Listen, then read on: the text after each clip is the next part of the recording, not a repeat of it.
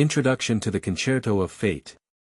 Listen attentively and hear endless cries of sorrow. Reaching out to pick it up, I received cold, crimson blood and tears. Stepping forward, what passes is the pile of corpses piled up like mountains. I walk alone in this world, indifferent to the sorrows of all things. I laughed at why fate is so sad, sighed at why it is so pitiful, complained about why it is so sad, asked why it is so tearful, angry why it is so unfair, angry why it is so unjust, angry why it is so unfair, blamed why it is so unjust, and rebuked why it is so inhumane. I lift the banner of rebellion against fate today, and I declare war on fate on behalf of myself and all those in the world who are not bound by fate. Wedge. You are listening at novelfull.audio. Endless colors converge into colorful and bizarre blocks, blending into a dazzling and boundless sea. Colorless silk threads of varying thickness gushed out from beneath the sea, converging into the sky as if being pulled by something. On the colorful sea surface, there are several unreal yet real palaces. Different colored rays of light twisted and scattered from the sky, illuminating each palace and dyeing it with different colors. The golden light illuminates a palace, and the golden high walls and domes seem to be built with golden bricks, reflecting a dazzling golden light. The gate of the palace was half closed, but the room inside, which should have been bright, was pitch black.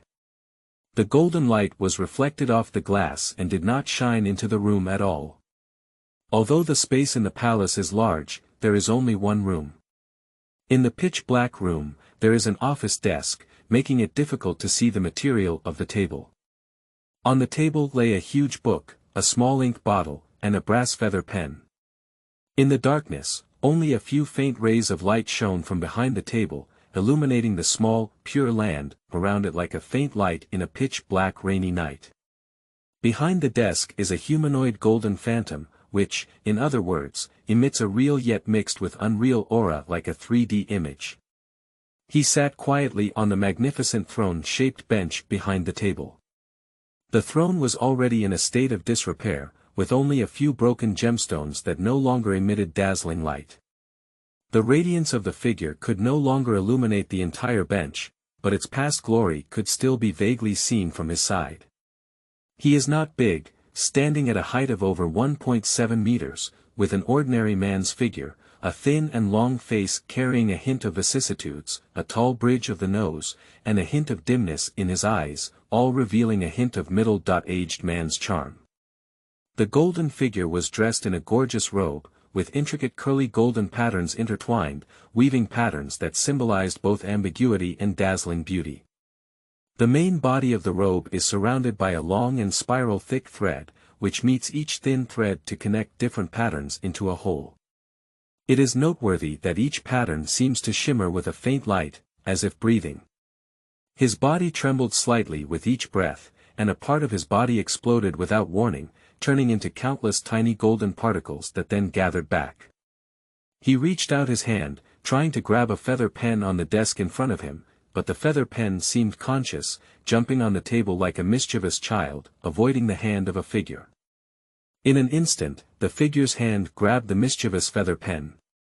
Unfortunately, his right hand turned into countless golden particles in an instant, and the feather pen he had just grabbed fell back onto the table. The feather pen trembled slightly, as if mocking the golden phantom. He shook his head, let out a slight laugh, and then reached out again to grab the feather pen. A day, a month, a year, or even thousands of years. No one knows how long their game has lasted, let alone how long it will continue. Just as the figure was trying to grab the pen again, the feather pen flew onto the giant book and wrote a line of words on its own. He grabbed the feather pen while it was not paying attention. The huge book on the table also seemed to be blown by the wind, flipping out a page of paper. At the bottom of the page, an unfinished line of words slowly emerged as the page flipped. He couldn't wait to fill in the last word of the sentence with a pen. At the end of the last stroke, his right half of his body scattered again without warning and turned into floating particles. The feather pen landed on the desk and bounced back into the ink bottle while the figure was not paying attention. The pen was facing the figure, as if staring at him with a resentful gaze. The golden phantom adjusted its breathing, and Yu reading www.uukangshu.net attracted the scattered particles in the air back to itself, staring blankly at the sentence that had already been written. It took him a long time to come to his senses, and the joy of liberation turned into an expression on his face. He looked up and let out wild laughter, his voice echoing in the room for a long time without rest. On the colorful sea surface, in a towering spire shrouded in bright silver, an old man dressed in a silver ascetic robe sat up from a recliner and looked at the portable kerosene lamp beside him. Unlike the ordinary kerosene lamp system, the brass tower served as the outer shell, and the wick of the kerosene lamp was placed in the rooms near the top of the tower. The yellow subject is characterized by densely packed formulas and theorems, and a sentence is deeply engraved on the base. Curiosity is the starting point of death. The kerosene lamp was not lit, but it still emitted an awe-inspiring aura as it lay quietly there. The old man closed his eyes and felt it, then sat up from the recliner and stood by the window of the tall tower, gazing out at the boundless colorful sea. "Hey, you're finally done," he murmured as he looked into the distance. "Now it's our turn to step out." Looking around for a while, he finally picked up the kerosene lamp, pinched the wick, and a silver flame ignited from the wick, quietly jumping slightly on it. The silver lantern figure slowly faded into the air, like an extinguished light gradually disappearing. In front of the golden hall, a silver figure wearing a hood slowly crossed the layers of stairs covered with golden light and stopped in front of the palace. Looking at the half-closed doors of the palace and the pitch-black rooms inside, he let out a slight sigh. "How many years ago was the last time I came?"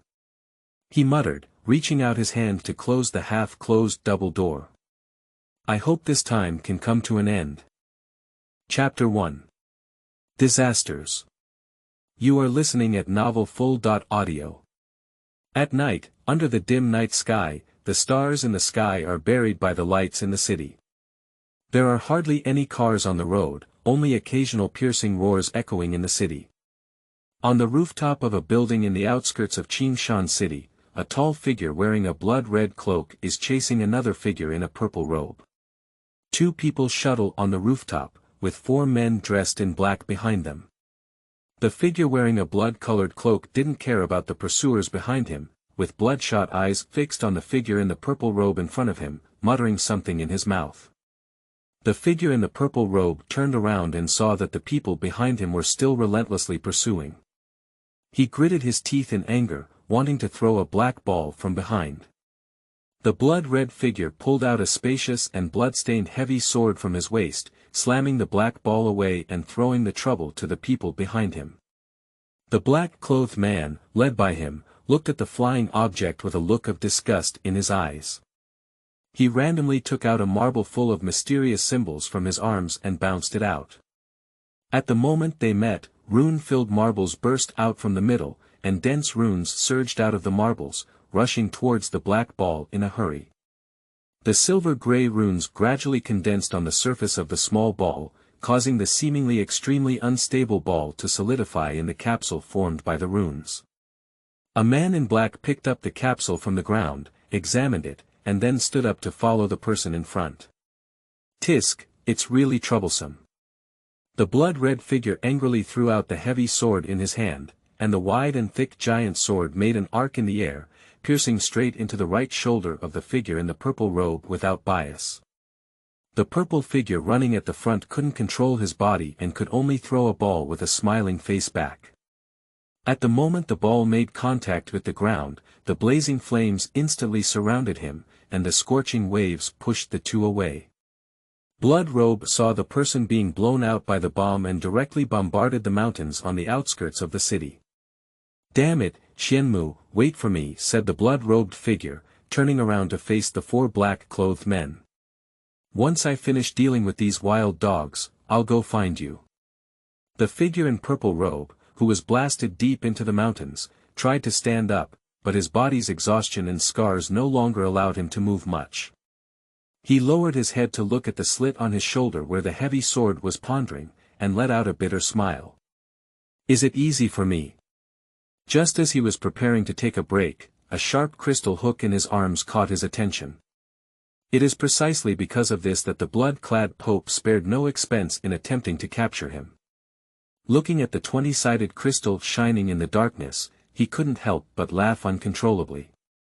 "It's finally my day of luck, ha ha ha." Qianmu laughed wildly and stuffed the crystal into the soil underground. "Pope, I didn't expect your years of hard work to become my wedding dress, did you?" At the moment the crystal first came into contact with the soil, it seemed to melt and gradually turned into a pool of liquid, merging into the soil.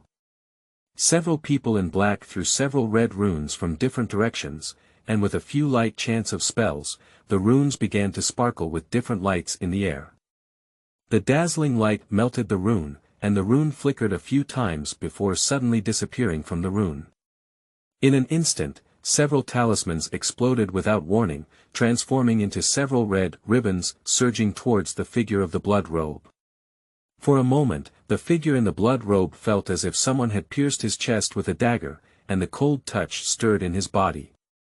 "Damn it, you wild dogs!" The figure in the blood robe raised his giant sword and turned his body, rolling up a wind vortex around him.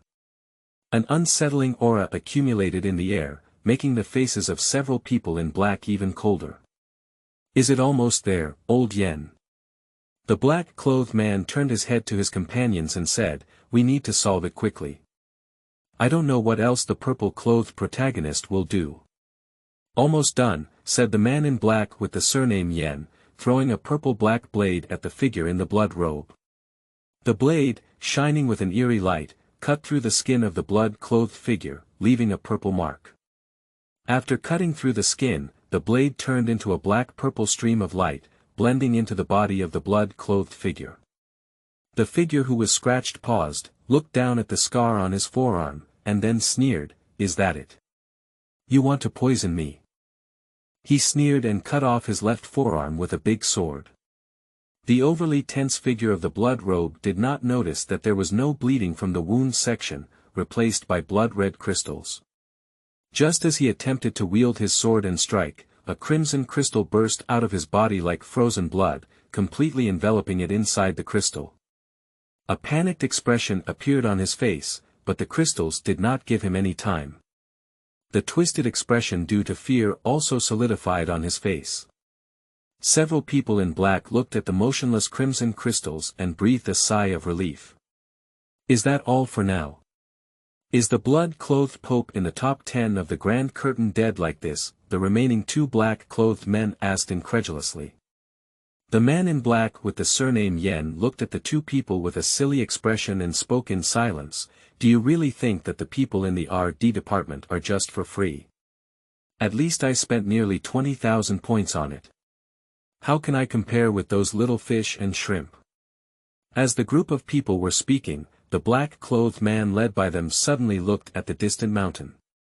The symbol of Qingshan City. Qingyun Mountain, as if it had moved. I said, "Did the mountains over there move?" A sentence from their teammate made them feel uneasy. The black-clothed man surnamed Yen suddenly shook his body and pointed to the high mountain, saying, "So. Where, what?" Something woke up. A few people rushed towards Qingyun Mountain upon hearing the words. Yu reading www.yuukangshu.net. At the top of Qingyun Mountain, the figure in the purple robe laughed wildly, and the mountain below couldn't help but tremble. Countless unstable boulders rolled down the slope, and the soil on the mountain couldn't bear the weight. They carried trees sliding down the slope, and countless trees were crushed by the torrential soil, wrapped and sliding towards the foot of the mountain. At the foot of the mountain, they piled up in fan-shaped shapes, taking all visible things at the foot of the mountain. On the silent street, Qi Zheng walked incredibly gracefully. The sound on the street almost disappeared. The city, which should have been incredibly lively, is silent tonight. But this is nothing but normal for Qingshan City. Qi Zheng was extremely excited at this moment, and as he had just returned from a reunion with his classmates, he only had hope for the future in his heart. For a child who has just been released from junior high school, what is more free than now? What high school admissions, what extracurricular tutoring, what preschool preparation. Go to hell with everyone. Suddenly, Qi Zheng saw a blue moon in the sky. Blue moon. Today's moon is not blue, is it? He looked up and searched for a normal moon in the sky. For a moment, he felt that the blue moon seemed to have an indescribable strangeness. Rather than being the moon, it is more accurate to say that it is a blue halo floating halfway up the mountainside of Qinyan Mountain. Qi Zheng turned around and saw the bright moon. Turn your head again, it's still the blue ring. Just as he was staring at the blue lunar ring, the ring flew upwards and then the ground began to shake violently, like a landslide. The surrounding buildings began to shake, and advertising signs kept falling from above, creating potholes on the ground. It's an earthquake. Qi Zheng couldn't conceal his inner fear and quickly ran towards the center of the street. Chapter 2. Destruction. You are listening at novelfull.audio. Under the darkness, the outline of Qingshan City is outlined by the lights. Compared to the old city area, the newly built new city area has sparse and desolate lights, but the bright lights still vividly display the city's roads like blood vessels. But at this moment, the colorful lights that decorate the entire city are constantly shaking. Large concrete blocks and decorations on the building detached from the building, and concrete blocks wrapped in steel bars fell to the ground, stirring up a cloud of dust. At this moment, Qi Zheng was not concerned about safety and ran alone along the railing in the street. The surrounding buildings kept shaking and collapsing, as if a big hand was playing with the city in the darkness. The city, which was once full of hope, is now suffering from endless malice from the world. Qi Zheng ran all the way down the street towards his own home, where there were also his family members. Bang! A street lamp post couldn't withstand the shaking of the earth and fell towards the middle of the road. At the moment when the still-lit street lamp came into contact with the ground, electric sparks burst out from the light bulb, illuminating the surrounding ground. The streetlights on both sides of the road fell down one after another, lying on the ground in all directions.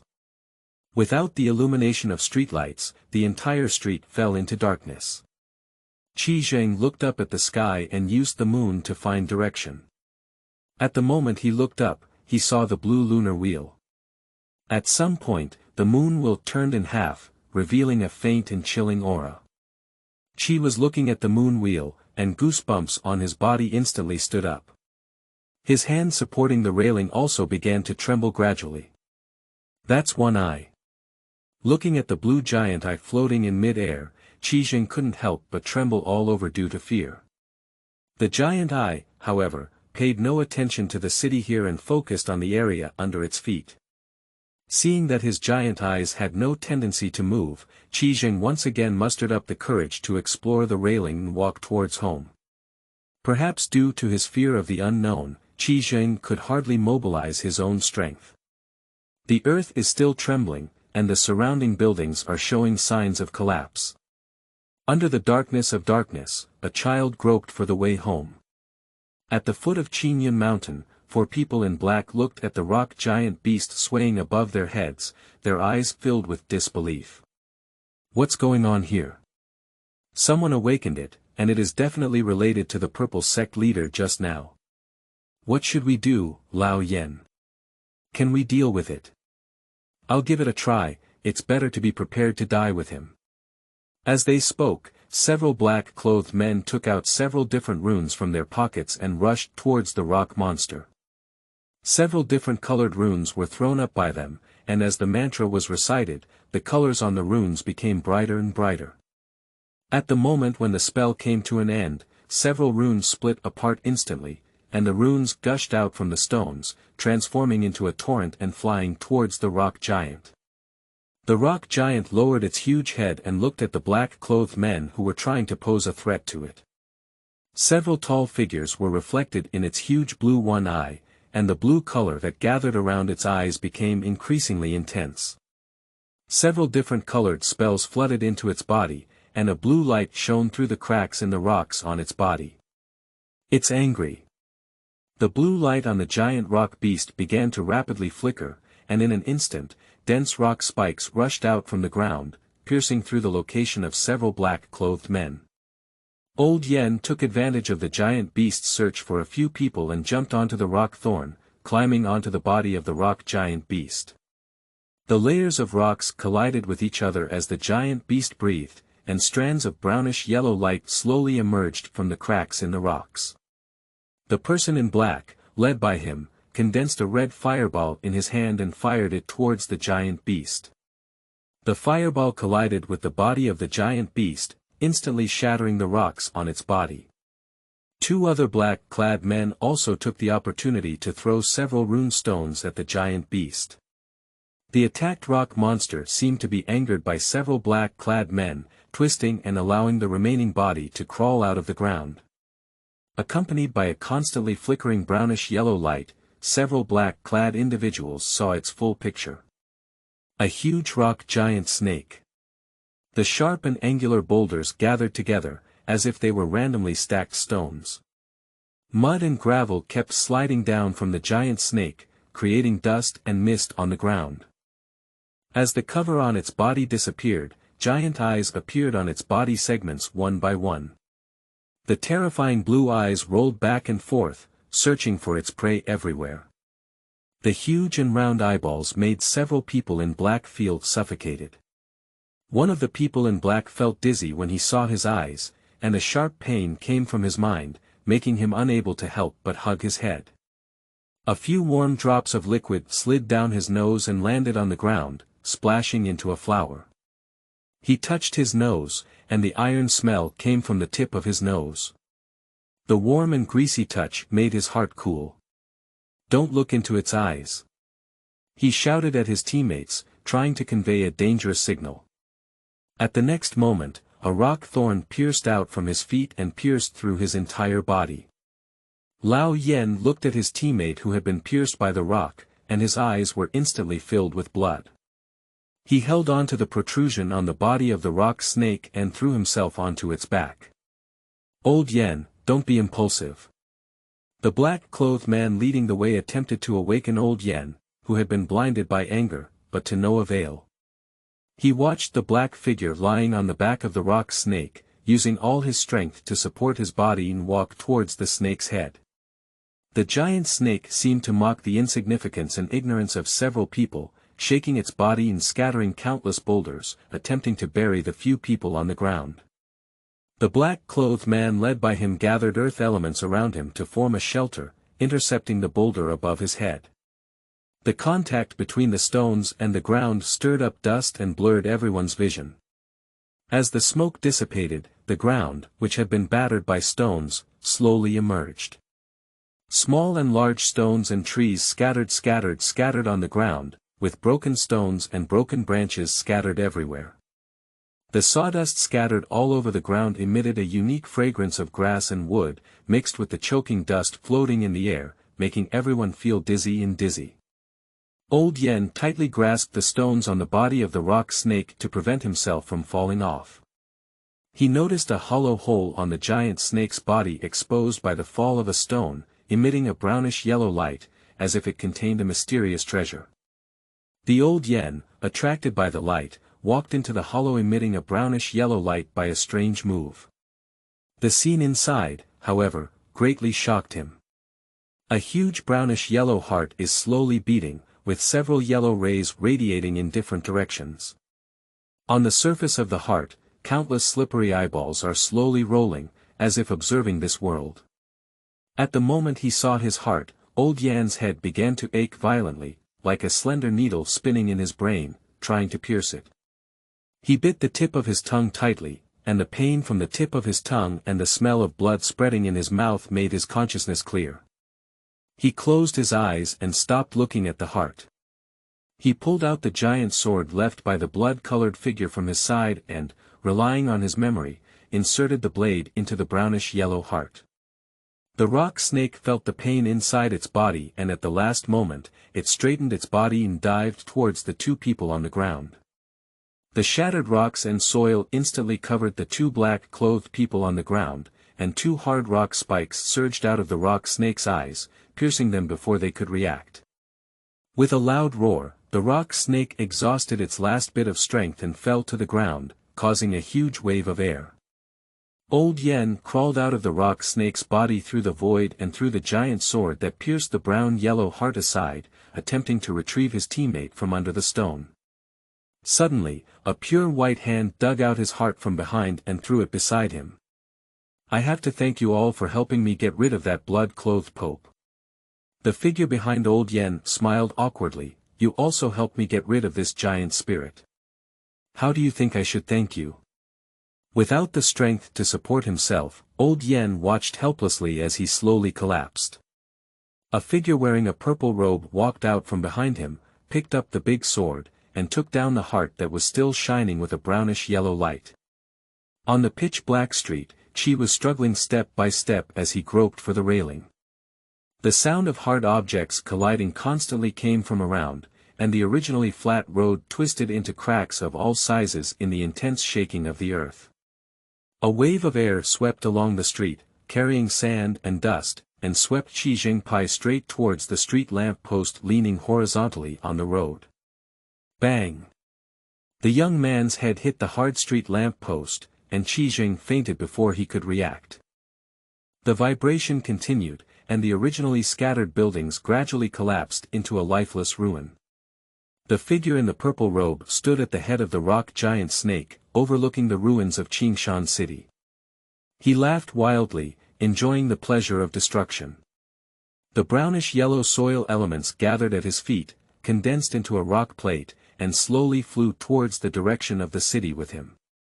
He looked down at the endless ruins, his extraordinary power allowing him to see the city's appearance in the darkness.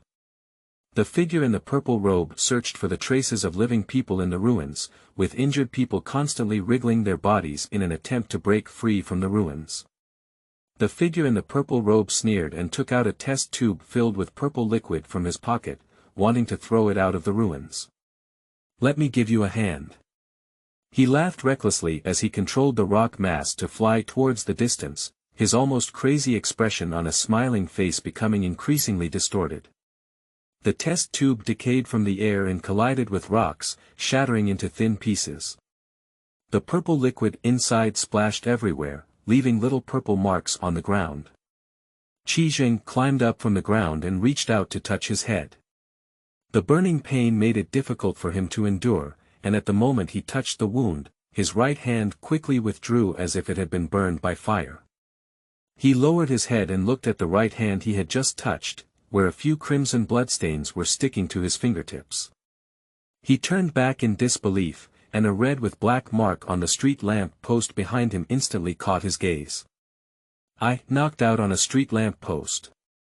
On the asphalt road where I had just lay, a patch of blood that had not yet solidified lay like flowing water on the spot where my head had been pillowed."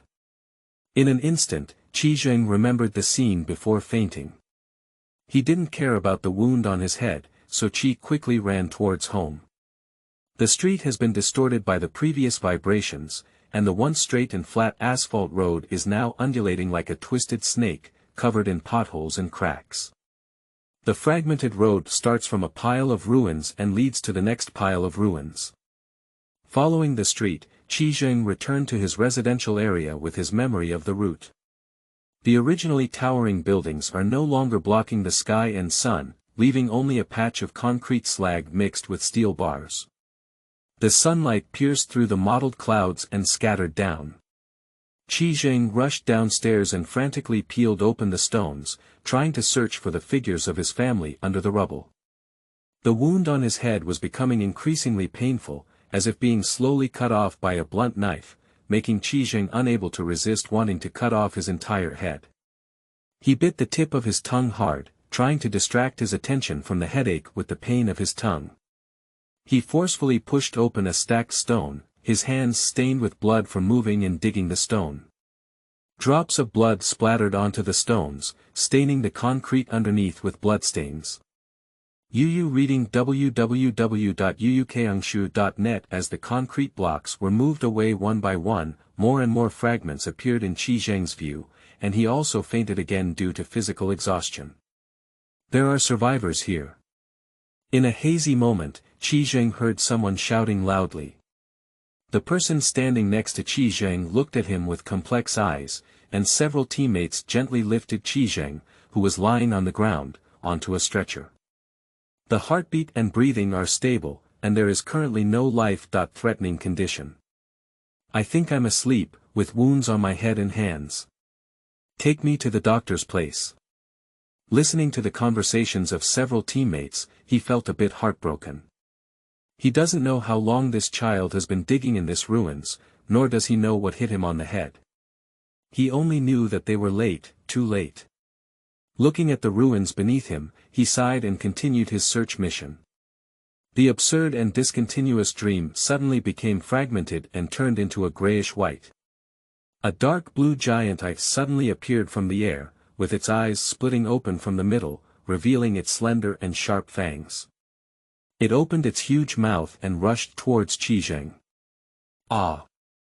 Qi Zheng waved his arms in an attempt to drive it away, only to see the huge mouth still flying towards him.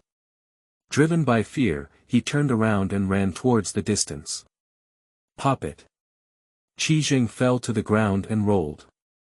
In an instant, the pain on his head hit again, pulling Qi Zheng out of his dream, who was still not awake. He stretched out his arms to support his body and sat up from the ground, but the pain from his fingers was like a slender needle piercing through his fingers, causing Qi Zheng's expression to twitch. Suddenly, Qi Zheng heard a gentle and magnetic sound. You're awake. Chapter 3. Disappointed Hope. You are listening at novelfull.audio. Qi Zheng lifted his head and looked at the man speaking. He was wearing a medical white coat, and there were no wrinkles on his neat clothes. Under the cover of loose clothing, one's figure cannot be seen.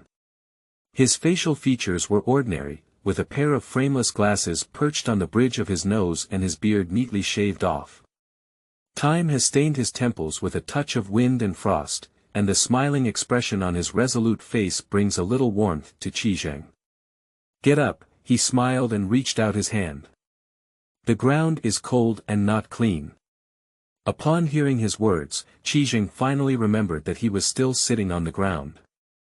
The doctor in front of him helped Qi Zheng sit back on the bed, while he walked to the side seat and sat down.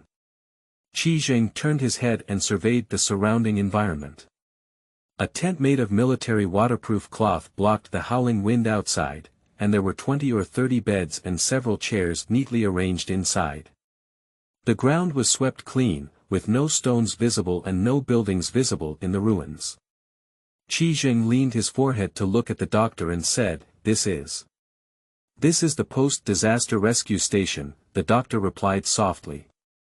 You can call me Dr. Song. Qi Zheng nodded, ready to stand up, but unexpectedly stumbled and almost knocked to the ground. Fortunately, Dr. Song was quick-witted and reached out to support the shaking Qi Zheng. Your head is injured, it's best not to get out of bed these days. Thank you, Dr. Song. As he spoke, Qi Zheng suddenly remembered something. My family is still in the ruins, and I haven't seen them yet.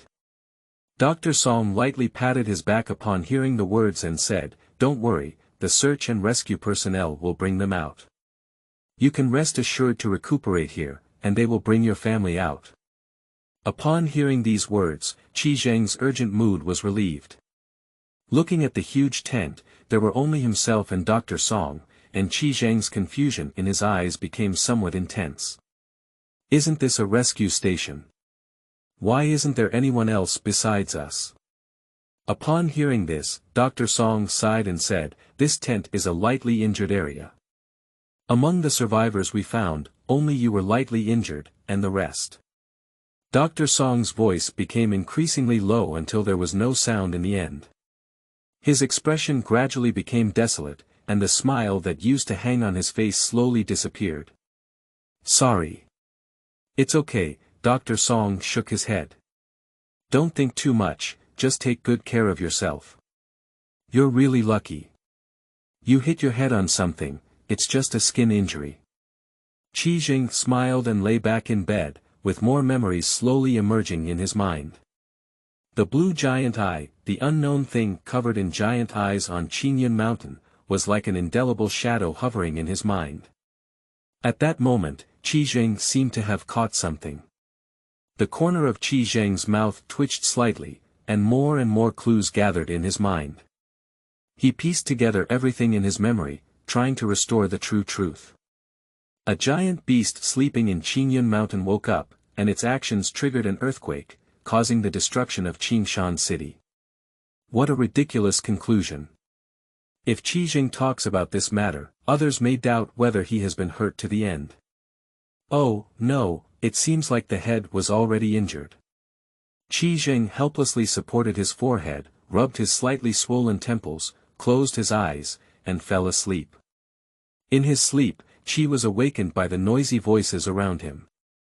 It supported its body and slowly sat up, looking around. "You're making noise to the injured." Dr. Song walked up to them and made a silent gesture with his fingers on his lips. "Sorry, sorry." Several men dressed in camouflage made a gesture, and their voices slowly fell. Qi Zheng lay back in bed and closed his eyes, trying to fall asleep again. The wind outside the tent is still howling, carrying raindrops and making unsettling sounds as they hit the ground. The tent roof swayed slightly in the wind and rain, and the raging wind seemed to roll the tent up into the sky. The sun has set the horizon at some point, allowing the moon and starry sky to dominate the sky. Darkness once again occupied the main field, and several small lights outside the tent illuminated the surrounding ground. The raging wind caused several small lamps to sway in the air, shaking their bodies like fruits nailed to branches. Several search and rescue workers sat on chairs speechless, as the heavy atmosphere seemed to be brewing a bigger storm. Qi Zheng struggled to fall asleep due to the strong wind and rain outside. After tossing and turning, he got up and turned his head to look at several search and rescue workers wearing camouflage uniforms. The loose camouflage clothes have obvious traces of being wet by water, with dust and stains covering the hem of the pants. Their helmets were casually removed and placed aside, their faces filled with indescribable fatigue and disappointment.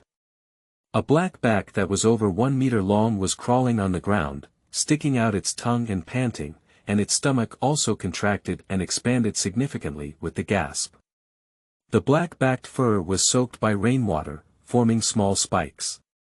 Water flowed along its fur and dripped onto the ground, converging into a pool of water stains. A few people were facing each other, and silence spread among the crowd, except for the black-backed silly one smiling at Qi Zheng.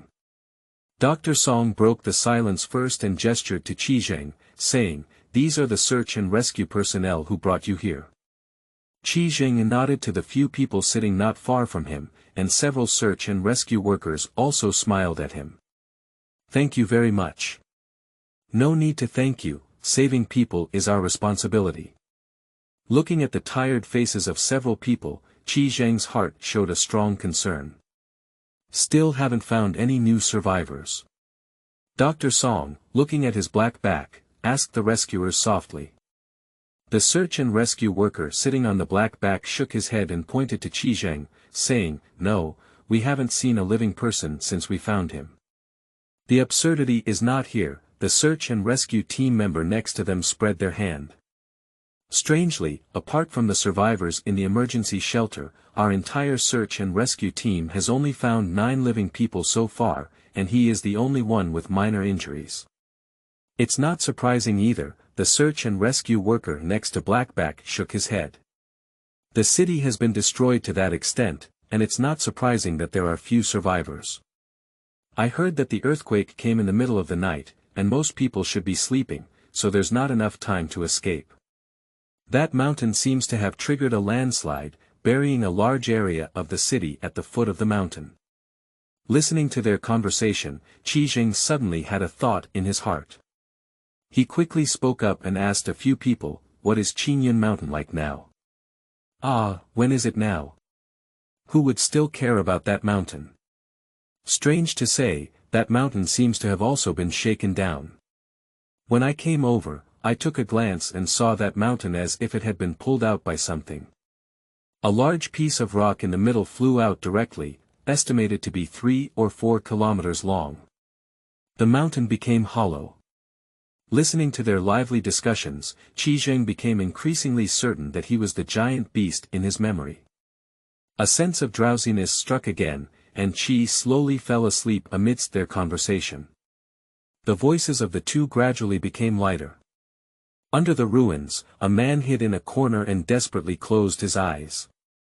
His right arm was pressed down by a huge piece of concrete, and his once flesh and blood blurred arm no longer felt pain, only the smell of flesh and blood wrapped around him. He had tried his best to shout, but no one had responded to him. His limbs were firmly fastened with stones and steel bars, unable to move at all. Rainwater fell through the gaps between the concrete blocks, carrying countless dust and gravel, sliding onto his face and dripping onto his mouth. He, who had been trapped for a long time, could no longer care whether the water was clean or not. He opened his mouth to take in the water and swallowed it in large gulps. Concrete slag and dust slid down his throat, causing a cough. The stones on his body moved and collapsed, restricting him, who was already unable to move, to a more fixed position. I don't know how many people like him are waiting for rescue under this ruins. There are countless people under this ruins who can no longer rebuild the sky. I don't know how many people have fallen into despair under this ruins. Qi Zheng opened his eyes and looked at the sunlight shining into the room. After several days of rain, it finally stopped, and the howling strong wind finally stopped. The sun emerged from behind the clouds, piercing through the clouds and shining on the earth. The air after rain is particularly clean, and the sunlight is much brighter than usual.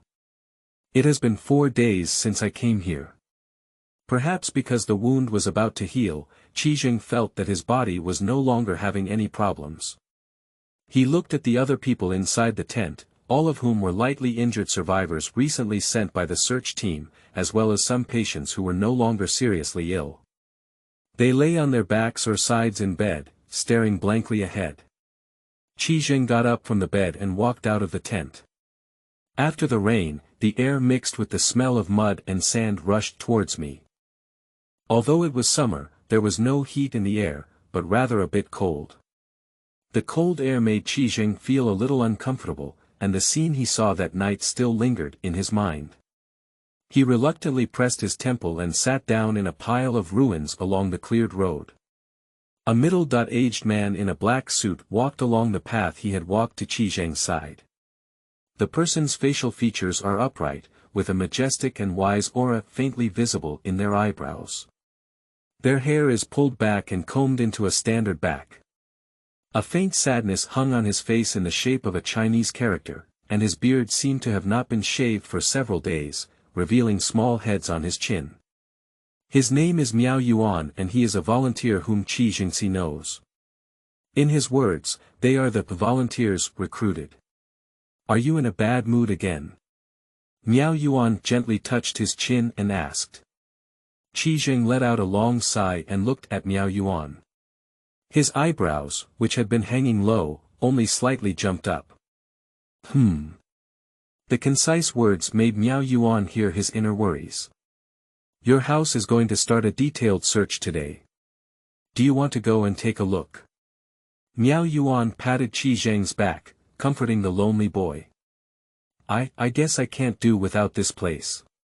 Upon hearing this, Miao Yuan smiled and pointed towards the exit, saying, It's okay, I'm here. Can I take you over and take a look? Then go and take a look, Qi Zheng said as he stood up and walked towards the exit. Miao Yuan smiled slightly and followed Qi Zheng's footsteps. The two slowly walked out of the rescue camp and headed towards the direction of Qi Zheng's family. Watching the rescuer half opening the broken concrete block, Miao Yuan let out a soft sigh. Qi Zheng. He turned his head to look at the boy beside him, only to see that Qi Zheng lowered his head and wiped the corner of his eye with his finger. Qi Zheng lifted his head and looked at Miao Yuan, whose eyes were filled with concern. The corners of the boy's eyes were slightly red, and there were a few sparkling liquids rolling in their sockets. Miao Yuan felt a twisted pain in his heart and opened his mouth. It took a long time to speak to Qi Zheng. You'd better be mentally prepared, they might have already. Miao Yuan's voice grew louder and louder, and in the end, his voice disappeared completely. Qi Zheng turned his head and no longer looked forward, as if he had exhausted all his strength to squeeze a word out of his throat. Listening to Qi Zheng's slightly trembling voice, Miao Yuan didn't speak anymore. He just reached out and hit Qi Zheng's shoulder, hugging him into his arms. The concrete blocks piled on the ground were peeled off one by one, rolling down the stone pile and making a clanging sound. Perhaps due to being wetted by rainwater, there was no diffuse dust visible on sight, only puddles and mud accumulated in the potholes. There's someone down there.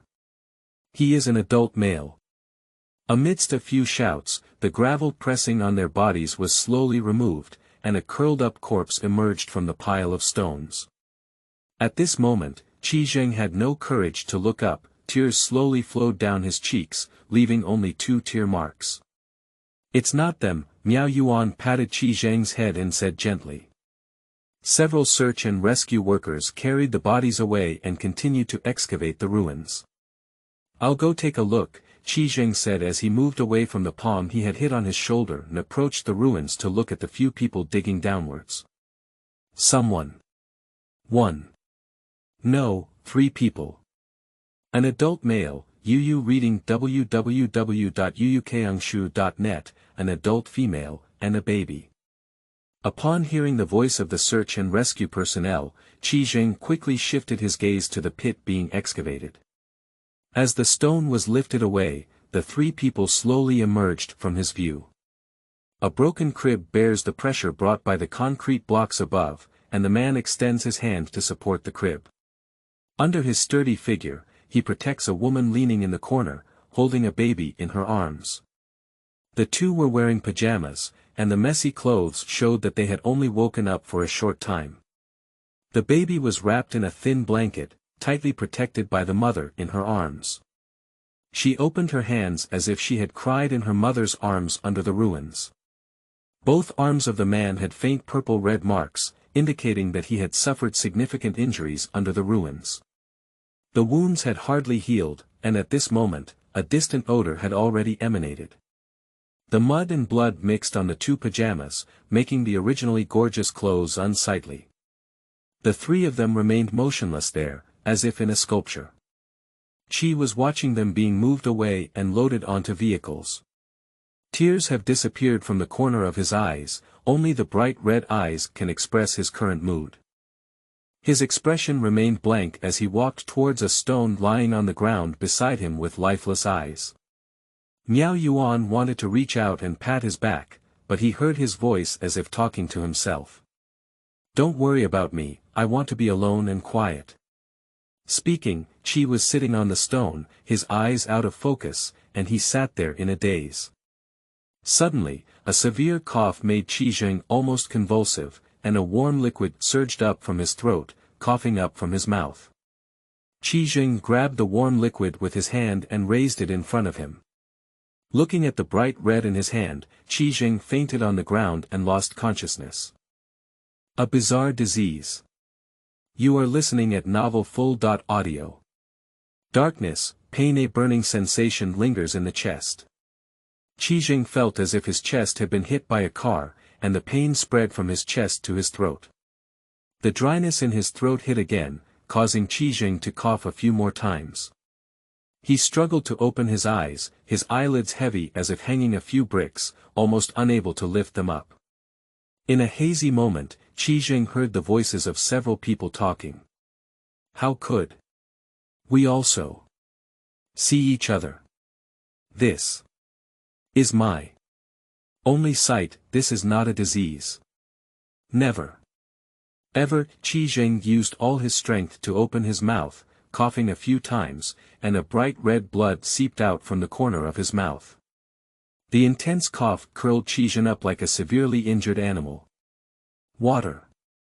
He opened his mouth and spoke, but the voice in his throat was now incredibly hoarse, as if pulling a dilapidated old bellows. I want to drink water. Upon hearing Qi Zheng's voice, a few people approached and looked at the young man lying in bed with a surprised expression on their faces. Water. Here comes the water. Here comes the water. Dr. Song quickly brought a glass of water from the side, helped him up, and let the cool water flow down Qi Zheng's esophagus. Qi Zheng swallowed water as if he had never tasted it before, but the water flowing through his throat not only failed to alleviate Qi Zheng's thirst, but also brought him an infinite burning sensation like sulfuric acid. He felt as if a blazing fire was rising from his alveoli, constantly rushing up his esophagus, roasting every part below his throat. The pain, like tearing his heart and lungs, made his face twitch, and the water he had just drank was now coughed up, with a hint of crimson. The bloody smell once again surged to the tip of his nose, giving Qi Zheng a sweet taste sensation. Let him rest first, and then feed him water later. A doctor next to him took the glass of water and asked Dr. Song to lower Qi Zheng down. Qi Zheng, who was extremely weak, fell asleep again in the scorching pain. In a daze, Qi Zheng tried to open his eyes again, but this time his eyelids seemed to be out of control, leaving him only a small gap. He looked out with his squinted eyes, trying to gather some external information. My eyes seem to be covered in a blood-red film, and the world I see is full of crimson. In the view obscured by the thin film of blood, several dark figures seemed to shake. Qi Zheng opened his mouth, wanting to make a sound, but his sore throat was unable to make any sound, and his lips could only slightly open.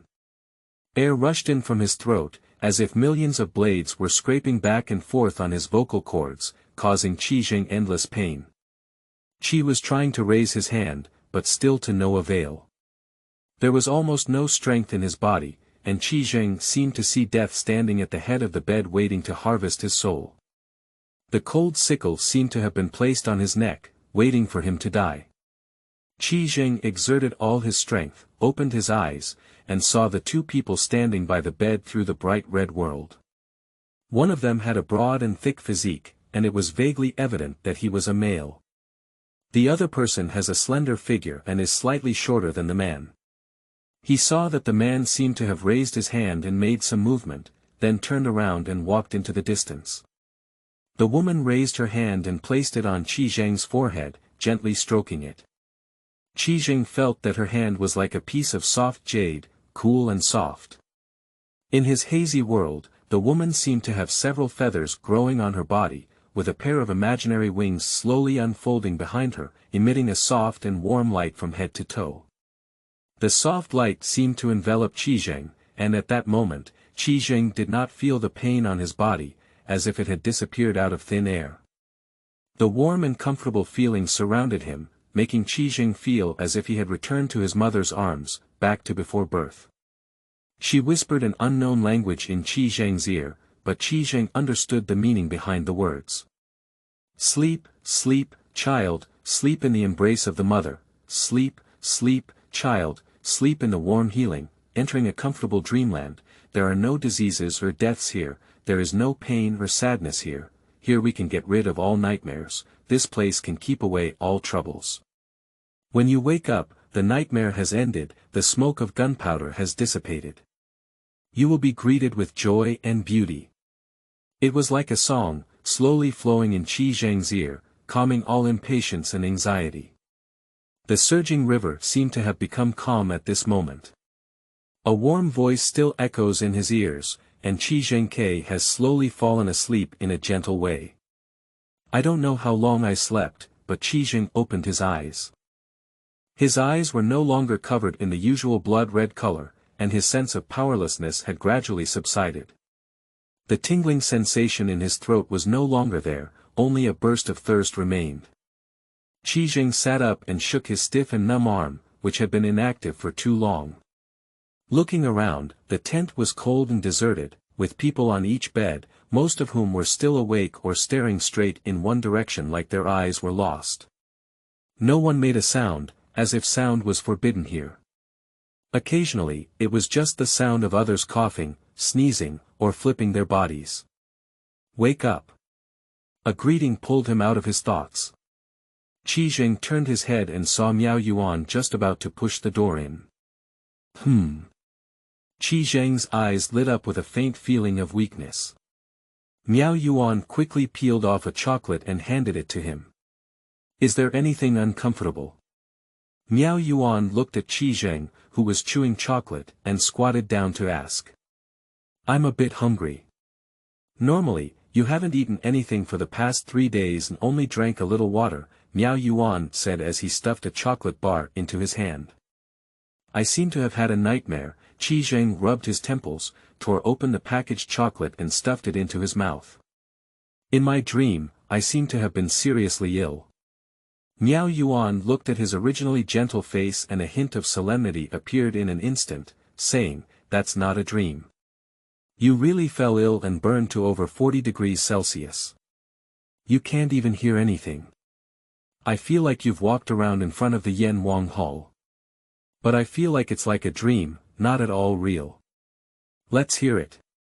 Qi Zheng sorted out his emotions and recounted everything he had seen and heard before falling into a coma, including the roasted sensation in his throat, the blood-red field of vision, the intermittent conversations he heard from people around him during the coma, the strange vision around the lady, and the song that seemed to ring in his heart. Listening to Qi Zheng's narration, Miao Yuan raised his eyebrows slightly. You have a really strong perception of the outside world. Qi Zheng smiled awkwardly and stuffed the chocolate into his mouth. He propped up the bed and stood up, trying to take 2 steps on the ground. Perhaps due to not being active for too long, my legs became a bit uncomfortable and I almost knocked to the ground a few times. Miao Yuan helped him sit back in bed and said, you just woke up and haven't recovered yet. Don't get out of bed for now. The rescue station has been extremely busy these past few days. The medical tents at the entire station are full, and we have also set up many bed frames outside. Listening to Miao Yuan's words, Qi Zheng frowned and said, are doctors not enough? Not only is it not enough, Miao Yuan snorted coldly. Many doctors are sick. Is it so serious? It's not that serious either. Just like you, there aren't many doctors who almost went to play mahjong with Prince Yen. Most of them are survivors. Qi Zheng took a sip of the boiling water in his hand, and after being scalded, he quickly exhaled and blew his tongue, only to hear Miao Yuan's almost self-reliant words. Most doctors have a cold and runny nose, and a few have a slight fever. However, I have seen many survivors who are too sick to move. It's really an evil sect. Why do you always look for any bad things from the citizens of Qingshan? Don't believe me, the more unhappy and shadowy you are in your heart, the more severe your illness is. On the contrary, most of the people who come to help have not personally experienced this level of disaster, and their illness is relatively mild. Everyone's symptoms are different, some have a fever, some cough, and others are just as sick as you are. Qi Zheng listened to this eerie description and couldn't help but imagine the huge eyes that appeared on the Youth City mountain that night. You rest first, I have to go take care of other patients, said Miao Yuan, standing up and walking towards the other side of the hospital bed not far away. Qi Zheng looked at the patients on the hospital bed, and most of them couldn't see any physical problems. It seemed that most of them were sleeping, but Qi Zheng felt that they were more like corpses, or a group of living and dead people. His expression was dull, his gaze was blank, and he couldn't see any signs of a normal person. Except for the abnormal grayish-white skin, Qi Zheng felt that they were no different from corpses. Normally, people who have experienced a huge blow should be like this, Qi Zheng said with a bitter smile, I'm probably like this now. Thinking about it, Qi Zheng put on his clothes and walked out of the tent. Perhaps he stayed in the tent for too long, and after leaving the tent, he still felt a bit uncomfortable with the outside sunlight. It was already evening, and Qi was watching the sunset cast its afterglow, covering the ground like melted gold, covering the ruins, covering the surface of the campsite. Watching the white-clad doctors coming and going and the endless search and rescue workers, Qi Zheng felt disconnected from society for the first time in the crowd. Just like a underdeveloped small tree growing in a forest made of steel, an endless sense of emptiness and loneliness surged into his heart. Like a derailed train galloping on the wilderness of Qi Zheng's soul, destroying the fortress of his strong inner world. He lowered his head to look at a puddle in front of him, the thin water layer reflecting everything outside the water. Qi just lowered his head to look at himself in the water. The person reflected off the water surface doesn't seem to be him, but it seems to be him. After a few days, his cheeks became covered in skin and bones, revealing the cheekbones on both sides. The flesh on the cheek seemed to have been dug out, and the skin was almost pressed against the teeth and gums. The eye sockets were deeply sunken, and the skin became tight and wrinkled, tearing out grooves. Within a few days, the hair on both temples seemed to lose its color and turn into a white patch, like snow hanging from the treetops, with no visible impurities. He just looked at him who had nothing to do with him, as if an old man who had already aged half a century and had not yet aged. Qi reached out to touch his cheeks, and the sunken sides already made him realize that it was not a dream.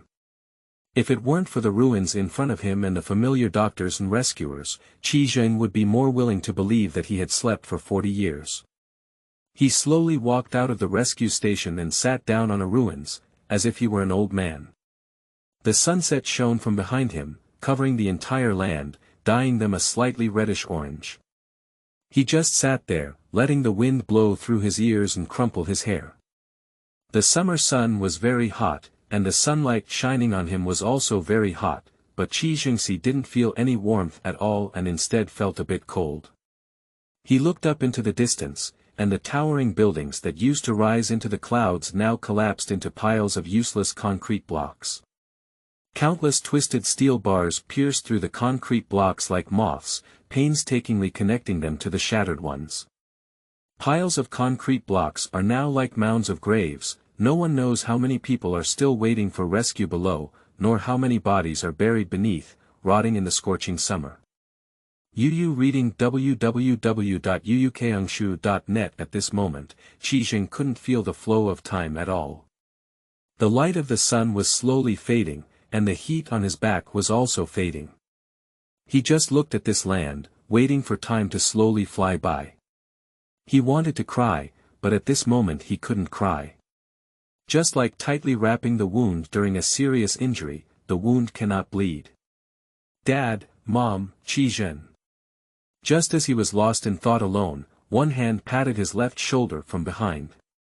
Qi instinctively turned back from the left and looked behind, but there was no one behind. Qi thought it was his own illusion, but the sound of stones colliding came from his right side. What are you thinking? Miao Yuanli straightened his disheveled hair, his voice filled with fatigue. It's time for dinner, and I can't find you. I thought you couldn't take it easy. When I came out to find you, I saw you sitting here alone for 2 hours. Think about my family, think about my home. Qi smiled and continued, think about the chaotic thoughts in my mind after being hit by my head. Let's hear it. Qi glanced at him and slowly opened his mouth. On the night when the earthquake came, I just celebrated my graduation with my friends. On my way home, I saw a blue moon ring, but later found that it was not a moon, but a huge blue eye. On Qinqing Mountain, it was like there was a huge monster, looking everywhere. Then the earthquake came, and I was blown up by a burst of air and hit the street lamp pole.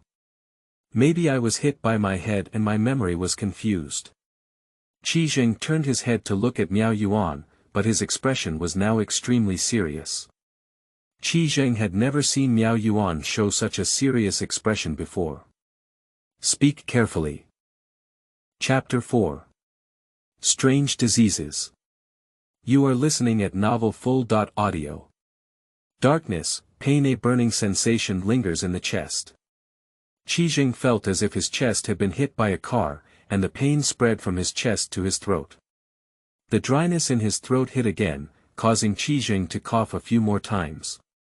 He struggled to open his eyes, his eyelids heavy as if hanging a few bricks, almost unable to lift them up. In a hazy moment, Qi heard the voices of several people talking. How could we also see each other? This is my only sight. This is not a disease. Never ever. Qi used all his strength to open his mouth, coughing a few times, and a bright red blood seeped out from the corner of his mouth. The intense cough curled Qizhen up like a severely injured animal. Water. He opened his mouth and spoke, but the voice in his throat was now incredibly hoarse, as if pulling a dilapidated old bellows. I want to drink. Drink water. Upon hearing Qizheng's voice, a few people approached and looked at the young man lying in bed with a surprised expression on their faces. Water. Here comes the water. Here comes the water. Dr. Song quickly brought a glass of water from the side, helped him up, and let the cool water flow down Qizheng's esophagus.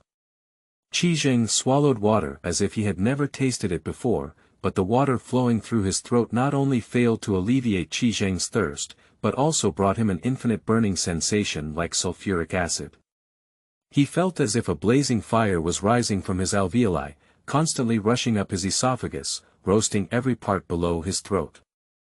The pain, like tearing his heart and lungs, made his face twitch, and the water he had just drank was now coughed up, with a hint of crimson. The bloody smell once again surged to the tip of his nose, giving Qizheng a sweet taste sensation. Let him rest first, and then feed him water later. A doctor next to him took the glass of water and asked Dr. Song to lower Qizheng down. Qizheng, who was extremely weak, fell asleep again in the scorching pain. In a daze, Qizheng tried to open his eyes again, but this time his eyelids seemed to be out of control, leaving him only a small gap. He looked out with his squinted eyes, trying to gather some external information. My eyes seem to be covered in a blood-red film, and the world I see is full of crimson. In the view obscured by the thin film of blood, several dark figures seemed to shake. Qizheng opened his mouth, wanting to make a sound, but his sore throat was unable to make any sound, and his lips could only slightly open. Air rushed in from his throat, as if millions of blades were scraping back and forth on his vocal cords, causing Qizheng endless pain. Qi was trying to raise his hand, but still to no avail. There was almost no strength in his body, and Qizheng seemed to see death standing at the head of the bed waiting to harvest his soul. The cold sickle seemed to have been placed on his neck, waiting for him to die. Qizheng exerted all his strength, opened his eyes, and saw the two people standing by the bed through the bright red world.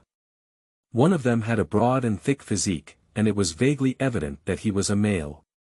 The other person has a slender figure and is slightly shorter than the man. He saw that the man seemed to have raised his hand and made some movement, then turned around and walked into the distance. The woman raised her hand and placed it on Qizheng's forehead, gently stroking it. Qizheng felt that her hand was like a piece of soft jade, cool and soft. In his hazy world, the woman seemed to have several feathers growing on her body, with a pair of imaginary wings slowly unfolding behind her, emitting a soft and warm light from head to toe. The soft light seemed to envelop Qizheng, and at that moment, Qizheng did not feel the pain on his body, as if it had disappeared out of thin air. The warm and comfortable feeling surrounded him, making Qizheng feel as if he had returned to his mother's arms, back to before birth. She whispered an unknown language in Qizheng's ear, but Qizheng understood the meaning behind the words. Sleep, sleep, child, sleep in the embrace of the mother, sleep, sleep, child, sleep in the warm healing, entering a comfortable dreamland. There are no diseases or deaths here, there is no pain or sadness here, here we can get rid of all nightmares, this place can keep away all troubles. When you wake up, the nightmare has ended, the smoke of gunpowder has dissipated. You will be greeted with joy and beauty. It was like a song, slowly flowing in Qizheng's ear, calming all impatience and anxiety. The surging river seemed to have become calm at this moment. A warm voice still echoes in his ears, and Qizheng has slowly fallen asleep in a gentle way. I don't know how long I slept, but Qizheng opened his eyes. His eyes were no longer covered in the usual blood-red color, and his sense of powerlessness had gradually subsided. The tingling sensation in his throat was no longer there, only a burst of thirst remained. Qizheng sat up and shook his stiff and numb arm, which had been inactive for too long. Looking around, the tent was cold and deserted, with people on each bed, most of whom were still awake or staring straight in one direction like their eyes were lost. No one made a sound, as if sound was forbidden here. Occasionally, it was just the sound of others coughing, sneezing, or flipping their bodies. "Wake up." A greeting pulled him out of his thoughts. Qi Jing turned his head and saw Miao Yuan just about to push the door in. Qi Zheng's eyes lit up with a faint feeling of weakness. Miao Yuan quickly peeled off a chocolate and handed it to him. "Is there anything uncomfortable?" Miao Yuan looked at Qi Zheng, who was chewing chocolate, and squatted down to ask. "I'm a bit hungry." "Normally, you haven't eaten anything for the past 3 days and only drank a little water," Miao Yuan said as he stuffed a chocolate bar into his hand. "I seem to have had a nightmare." Qi Zheng rubbed his temples, tore open the packaged chocolate and stuffed it into his mouth. "In my dream, I seem to have been seriously ill." Miao Yuan looked at his originally gentle face and a hint of solemnity appeared in an instant, saying, "That's not a dream. You really fell ill and burned to over 40 degrees Celsius. You can't even hear anything. I feel like you've walked around in front of the Yan Wang Hall. But I feel like it's like a dream, not at all real. Let's hear it."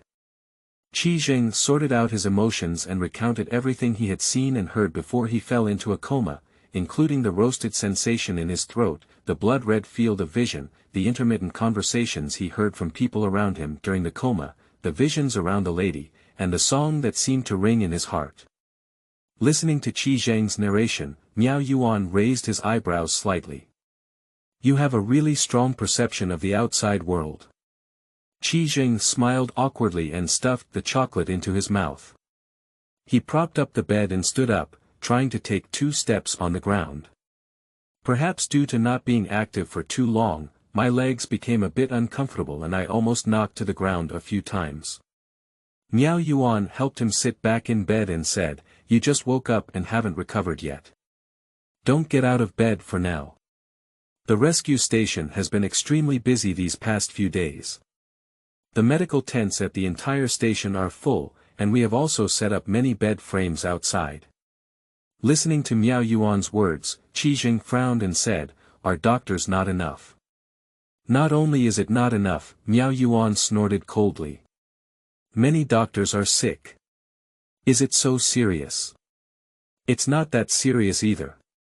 Just like you, there aren't many doctors who almost went to play mahjong with Prince Yen. Most of them are survivors." Qi Jing took a sip of the boiling water in his hand, and after being scalded, he quickly exhaled and blew his tongue, only to hear Miao Yuan's almost self-reliant words. "Most doctors have a cold and runny nose, and a few have a slight fever. However, I have seen many survivors who are too sick to move. It's really an evil sect. Why do you always look for any bad things from the citizens of Qingshan? Don't believe me, the more unhappy and shadowy you are in your heart, the more severe your illness is. On the contrary, most of the people who come to help have not personally experienced this level of disaster, and their illness is relatively mild. Everyone's symptoms are different, some have a fever, some cough and others are just as sick as you are." Qi Jing listened to this eerie description and couldn't help but imagine the huge eyes that appeared on the Youth City mountain that night. "You rest first, I have to go take care of other patients," said Miao Yuan, standing up and walking towards the other side of the hospital bed not far away. Qi Jing looked at the patients on the hospital bed, and most of them couldn't see any physical problems. It seemed that most of them were sleeping, but Qi Jing felt that they were more like corpses, or a group of living and dead people. His expression was dull, his gaze was blank, and he couldn't see any signs of a normal person. Except for the abnormal grayish-white skin, Qi Jing felt that they were no different from corpses. Normally, people who have experienced a huge blow should be like this, Qi Jing said with a bitter smile. "I'm probably like this now." Thinking about it, Qi Jing put on his clothes and walked out of the tent. Perhaps he stayed in the tent for too long, and after leaving the tent, he still felt a bit uncomfortable with the outside sunlight. It was already evening, and Qi was watching the sunset cast its afterglow, covering the ground like melted gold, covering the ruins, covering the surface of the campsite. Watching the white-clad doctors coming and going and the endless search and rescue workers, Qi felt disconnected from society for the first time in the crowd. Just like an underdeveloped small tree growing in a forest made of steel, an endless sense of emptiness and loneliness surged into his heart. Like a derailed train galloping on the wilderness of Qi soul, destroying the fortress of his strong inner world.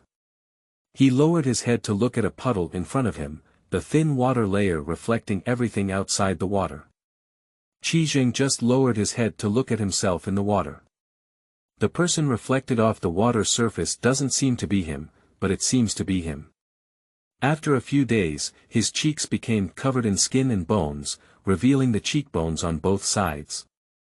The flesh on the cheek seemed to have been dug out, and the skin was almost pressed against the teeth and gums. The eye sockets were deeply sunken, and the skin became tight and wrinkled, tearing out grooves. Within a few days, the hair on both temples seemed to lose its color and turn into a white patch, like snow hanging from the treetops, with no visible impurities. He just looked at him who had nothing to do with him, as if an old man who had already aged half a century and had not yet aged. Qi reached out to touch his cheeks, and the sunken sides already made him realize that it was not a dream. If it weren't for the ruins in front of him and the familiar doctors and rescuers, Qi would be more willing to believe that he had slept for 40 years. He slowly walked out of the rescue station and sat down on a ruins, as if he were an old man. The sunset shone from behind him, covering the entire land, dyeing them a slightly reddish orange. He just sat there, letting the wind blow through his ears and crumple his hair. The summer sun was very hot, and the sunlight shining on him was also very hot, but Qi didn't feel any warmth at all and instead felt a bit cold. He looked up into the distance, and the towering buildings that used to rise into the clouds now collapsed into piles of useless concrete blocks. Countless twisted steel bars pierced through the concrete blocks like moths, painstakingly connecting them to the shattered ones. Piles of concrete blocks are now like mounds of graves. No one knows how many people are still waiting for rescue below, nor how many bodies are buried beneath, rotting in the scorching summer. Yu reading www.uukangshu.net. At this moment, Qi couldn't feel the flow of time at all. The light of the sun was slowly fading, and the heat on his back was also fading. He just looked at this land, waiting for time to slowly fly by. He wanted to cry, but at this moment he couldn't cry. Just like tightly wrapping the wound during a serious injury, the wound cannot bleed. Dad, Mom, Qi. Just as he was lost in thought alone, one hand patted his left shoulder from behind. Qi instinctively turned back from the left and looked behind, but there was no one behind. Qi thought it was his own illusion, but the sound of stones colliding came from his right side. What are you thinking? Miao Yuanli straightened his disheveled hair, his voice filled with fatigue. It's time for dinner, and I can't find you. I thought you couldn't take it easy. When I came out to find you, I saw you sitting here alone for 2 hours. Think about my family, think about my home. Qi smiled and continued, think about the chaotic thoughts in my mind after being hit by my head. Let's hear it. Qi glanced at him and slowly opened his mouth.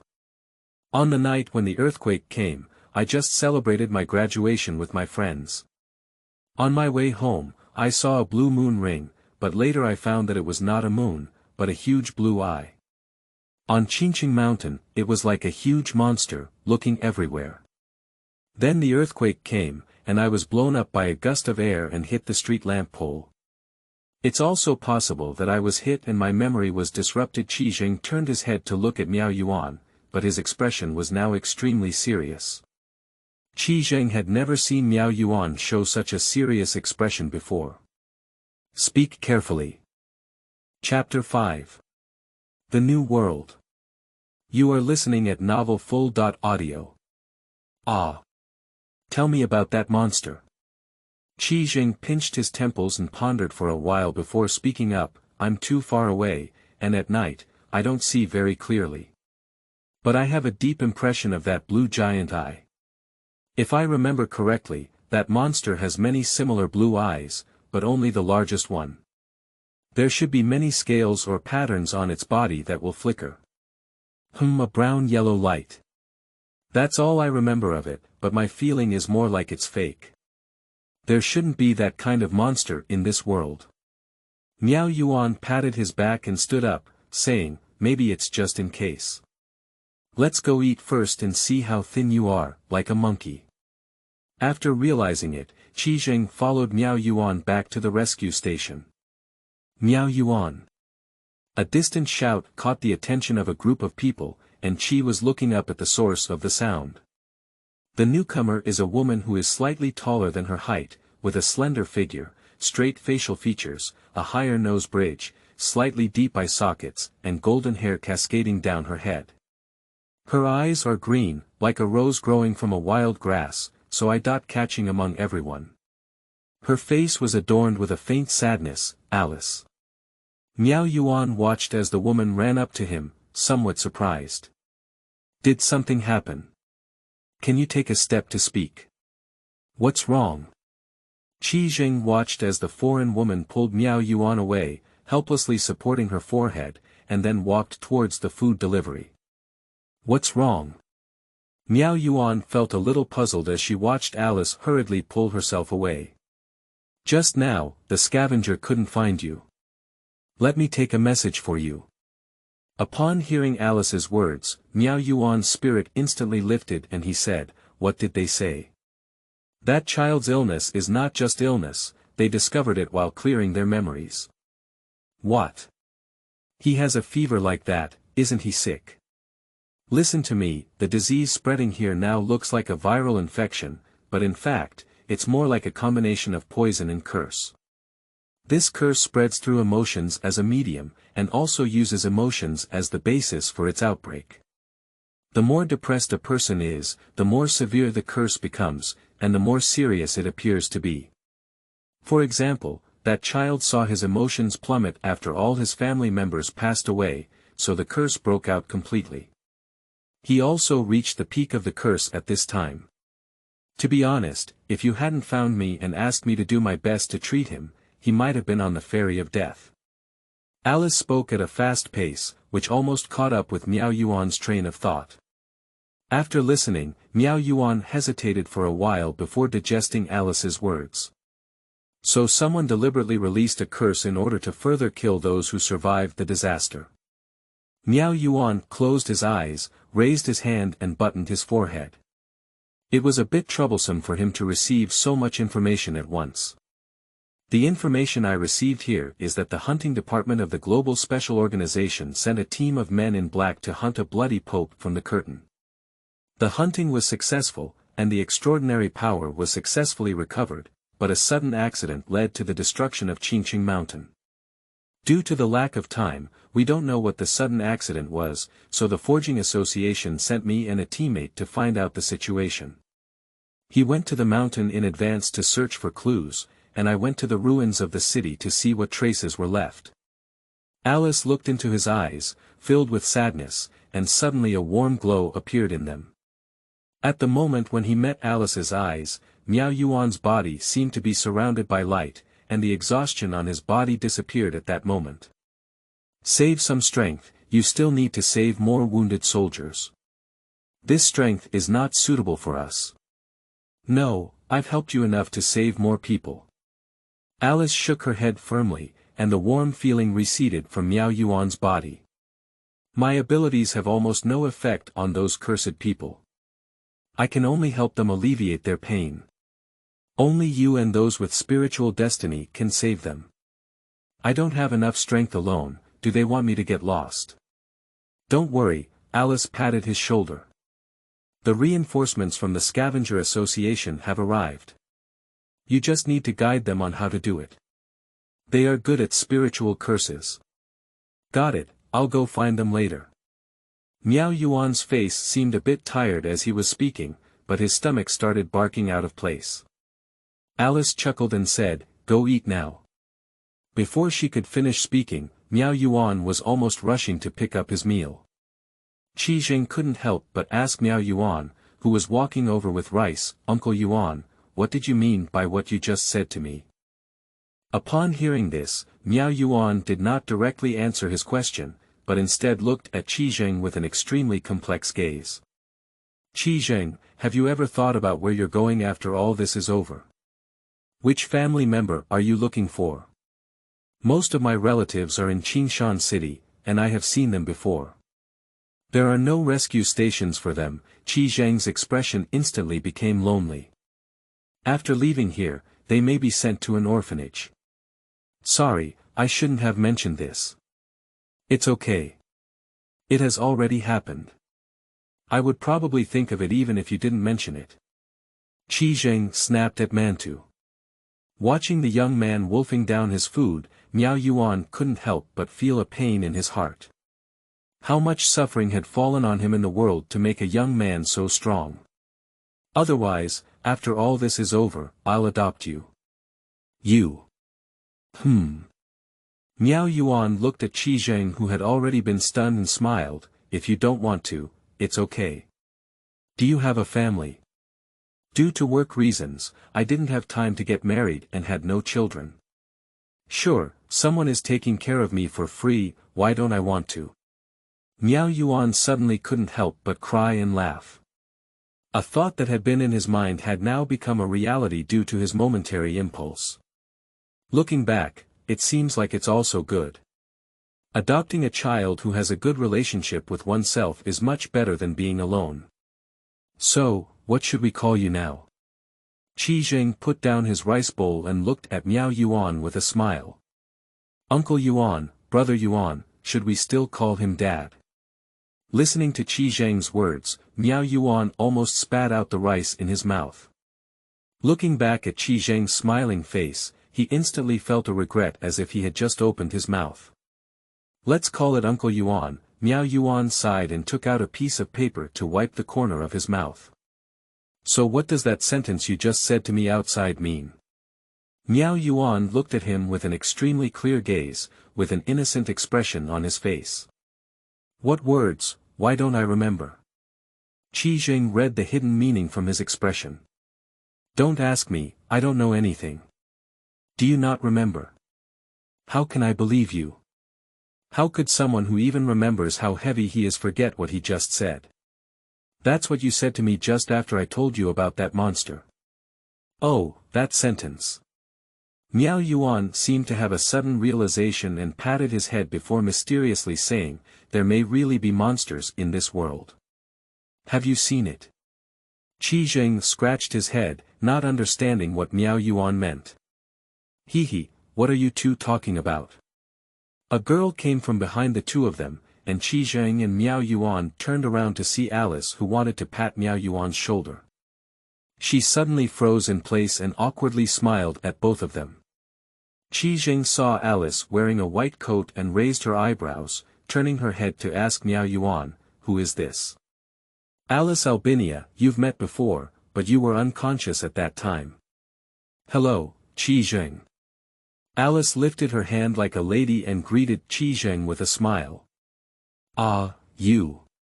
Hello, Miss Alice. Qi Zheng, who was at a loss, greeted Alice and looked at her. After a moment, Alice's thin figure coincided with the slender figure in his memory of the blood-colored field of vision. Thinking of Miao Yuan's slightly meaningful words, Qi Zheng couldn't help but freeze in place. What's wrong, are you scared by me? Alice reached out and shook her hand in front of him. Am I that scary? No, it just feels like you're like the person I saw a few days ago. Child, this kind of approach is outdated now. Alice bent her finger and lightly tapped Qi Zheng's head. I. Qi Zheng was so embarrassed at the moment that he just wanted to find a crack in the ground to crawl in. Seeing Qi Zheng's bewildered expression, Alice and Miao Yuan couldn't help but smile. This kid has a strong perception of the outside world. During his coma, he saw the two of us. Although he didn't see very clearly, it was just the two of us. He even heard the song you hummed. Listening to Miao Yuan's words, Qi Zheng's eyes widened as if he wanted them to fall out. The mouth is wide open, almost able to plug a light bulb down. But the figure I see has a pair of wings behind it, like an angel. Oh, I've shown you my secret now, you can't keep a mouth. Alice's face darkened as she walked slowly towards Qi Zheng. Seeing Alice becoming somewhat frightening, Qi Zheng couldn't help but take a step back in fear. Miao Yuan helplessly supported his forehead and said, "All right, Alice, you're acting really well. He's not completely good yet, don't scare him." Upon hearing Miao Yuan's words, Alice exclaimed, "Oh," and regained her normal expression. "What were you two talking about just now? I think Qi Zheng is almost eating you." Before Qi Zheng could speak, Miao Yuan spoke first. It's nothing, just a little fuss." Qi Zheng glanced at him and told Alice about the scene he had seen on the night before the disaster. Listening to Qi Zheng's description, Alice smiled and said, "You're talking about the earth element giant spirit on the mountain. That's a big guy. Did Qingshan City be destroyed because of this? Do you know that big monster? Did you see it clearly when you came? The body of that giant spirit lay in the middle of the valley, 3,000 or 4,000 meters long, like a rock giant snake with eyes full of sapphires like big eyes." "What is a giant spirit?" "The giant spirit is—" "Miss Alice, you can't say such things casually." Before Alice could speak, Miao Yuan interrupted her speech. "Miao Yuan, how old am I? I can't understand your thoughtfulness. After you listen to him, you want to tell him the truth, but you just want to tease and tease children." Alice gave him a white glance and continued, "You must remember. If you tell him, you will be responsible for the rest. If you want to lead him into an extraordinary world, you must guide him well, do you know?" Alice's tone became increasingly serious, and the respectful expression on Miao Yuan's face beside her became more apparent. "I understand, I am willing to listen to your teachings. All right, I still have patients to take care of on my end, so I won't disturb you or tease the children." Alice waved her hand and got up, walking towards a medical tent. Qi Zheng listened in confusion and asked with a bewildered expression, "So, what kind of riddle are you two playing?" Miao Yuan did not answer him. Yu read www.uukangshu.net but pulled Qi Zheng out of the rescue station. The two walked one by one to a piece of ruins that the people in the medical station couldn't see. Qi Zheng was still confused and didn't come out when he saw Miao Yuan lifting his hand and gesturing something in the air. Qi Zheng was about to roast, but he found that Miao Yuan's fingertips were now emitting a light fluorescence, which was a light between purple and blue, leaving a streak of light in the air as his fingers moved. He drew an elusive and mysterious pattern, with a concentric circle surrounded by a triangle with 3 equal sides. A small circle is drawn on each of the 3 corners of the triangle, and there is also a Greek letter inside each small circle. The outer circle of the concentric circle contains a hexagram, while the inner circle has a hexagon. There is a letter in the middle that Qi Zheng cannot understand.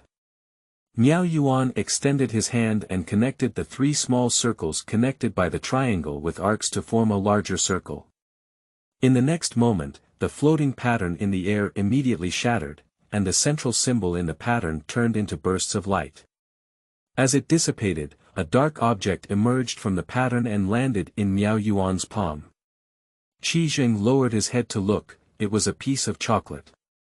Just as he was about to say that the magic had become good, he heard Miao Yuan's slightly smiling voice.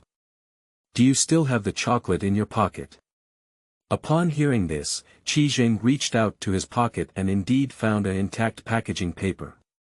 He clearly remembered that before going out, there was an unopened package of chocolate in his pocket. Now the chocolate inside has disappeared, but the packaging is intact. Qi Zhengmeng has grown up. He has never seen such a strange situation before, even though he is not very old. "How did you? Do you do this?" Chapter 6. Extraordinary. You are listening at novelfull.audio. Miao Yuan didn't answer him, but instead asked himself, is it cool? Qi Zheng looked at Miao Yuan with almost glowing eyes and said, it's really cool. Miao Yuan smiled bitterly and looked at Qi Zheng, as if he was the first person he had come into contact with this kind of thing, but he was much younger. This kind of power is not something that can be obtained by desire. To obtain this kind of power, one must pay a price that is almost life. Miao Yuan's eyes became serious as he looked at Qi Zheng, and then lifted his clothes, revealing a twisted muscle. This is the price. When he saw the muscles that resembled the face of a demon, Qi Zheng's head seemed to be hit by a hammer, becoming dull and painful. As if a needle was stirring in his brain, the pain left him with no time to think about anything. At this moment, Qi Zheng only wanted to roll on the ground with his head in his arms.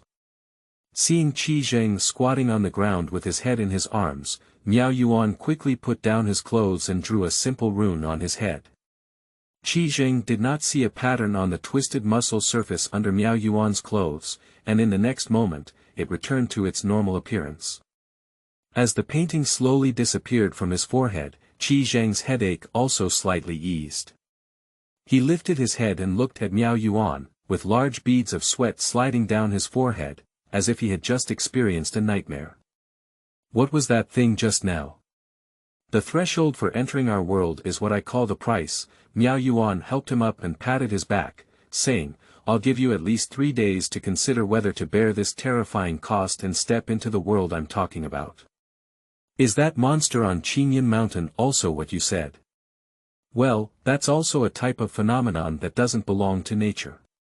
Miao Yuan released his hand holding Qi Zheng and gestured for him to take 2 steps on his own. There are many non-natural and non-scientific phenomena happening in the world, and we call these non-natural and non-scientific events extraordinary. Does the extraordinary world have the power in that story? Miao Yuan glanced at him and said helplessly, the power of the extraordinary world is much more terrifying than you imagine. The vast majority of mythological stories have extraordinary basis, but remember, the stronger the power, the more serious the danger it brings. Don't envy our power, it's almost bought with life. Most ordinary people in lower positions won't live to live more than 10 years after becoming extraordinary. Qi Zheng fell into silence, unsure of how to choose. His breathing power was tempting, but the accompanying danger could also be terrifying. I will leave you enough time to think and give me an answer when you have figured it out, he said and walked towards the rescue station at night. A few bright rays of moonlight shone through the window and scattered on the ground. Like the clear water, swaying with the swaying curtains. Qi Zheng tossed and turned, unable to fall asleep, and could only watch the swaying moonlight on the ground. The image that Qi Zheng had seen during the day was still constantly emerging in his mind, just like seeing the giant spirit on Qinyan Mountain that night, repeating it over and over again. Qi Zheng shook his head, wanting to get rid of this feeling, but the unknown still lingered around his curiosity. The headache when I saw that mysterious pattern had dissipated, leaving only waves of fear for the terrifying power.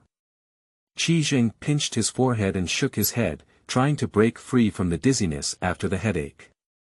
Perhaps it was the anticipation and longing for extraordinary power, or perhaps the fear of it. He always felt a buzzing sound swirling in his ear, trying to penetrate into his own head. Qi Zheng had no drowsiness and could only lightly put on a piece of clothing and walked out of the tent. The snowy moonlight covered the entire land, coating the ruins with a thin layer of silver. The surroundings were quiet, with only a few crickets chirping in the grass, and the creaking sound appeared very desolate in the lonely and deserted night. Perhaps in this environment, Qi Zheng's mood would have a slight calmness. Under the cover of night, the entire ruins of Qingshan City are surrounded by darkness. Only by a pile of concrete in the distance, there were a faint moonlight like little bright spots. Qi Zheng rubbed his eyes, thinking that there was something wrong with his own eyes. But that little bright spot is still steadily illuminating somewhere. Qi Zheng tidied up his collar, put on his clothes, and walked towards the small bright spot. That little bright spot doesn't look far, but Qi is exploring the ruins for a long time but hasn't found its specific location. Qi Jing felt that little bright spot was like a flying elf, shuttling through the dark ruins, teasing him and luring him into the trap that had already been set up. For a moment, Qi Jing's back was soaked through with cold sweat. Damn it! Qi Jing cursed inwardly, regretting not finding a flashlight from the rescue station and coming out again. For a moment, he didn't know whether to continue moving forward or to retreat. If we continue to move forward, we may encounter some terrifying extraordinary creatures here. If he chooses to return by the original route, there are no signs to guide him through the dark ruins, and he has not recorded his current path. Moreover, Qi Jing's curiosity is also lurking. He touched his chin and sighed. Let's go back. We finally survived the earthquake and almost went to see the Prince Yen due to a serious illness. If you encounter any creatures with extraordinary powers here, you probably have to tell them here.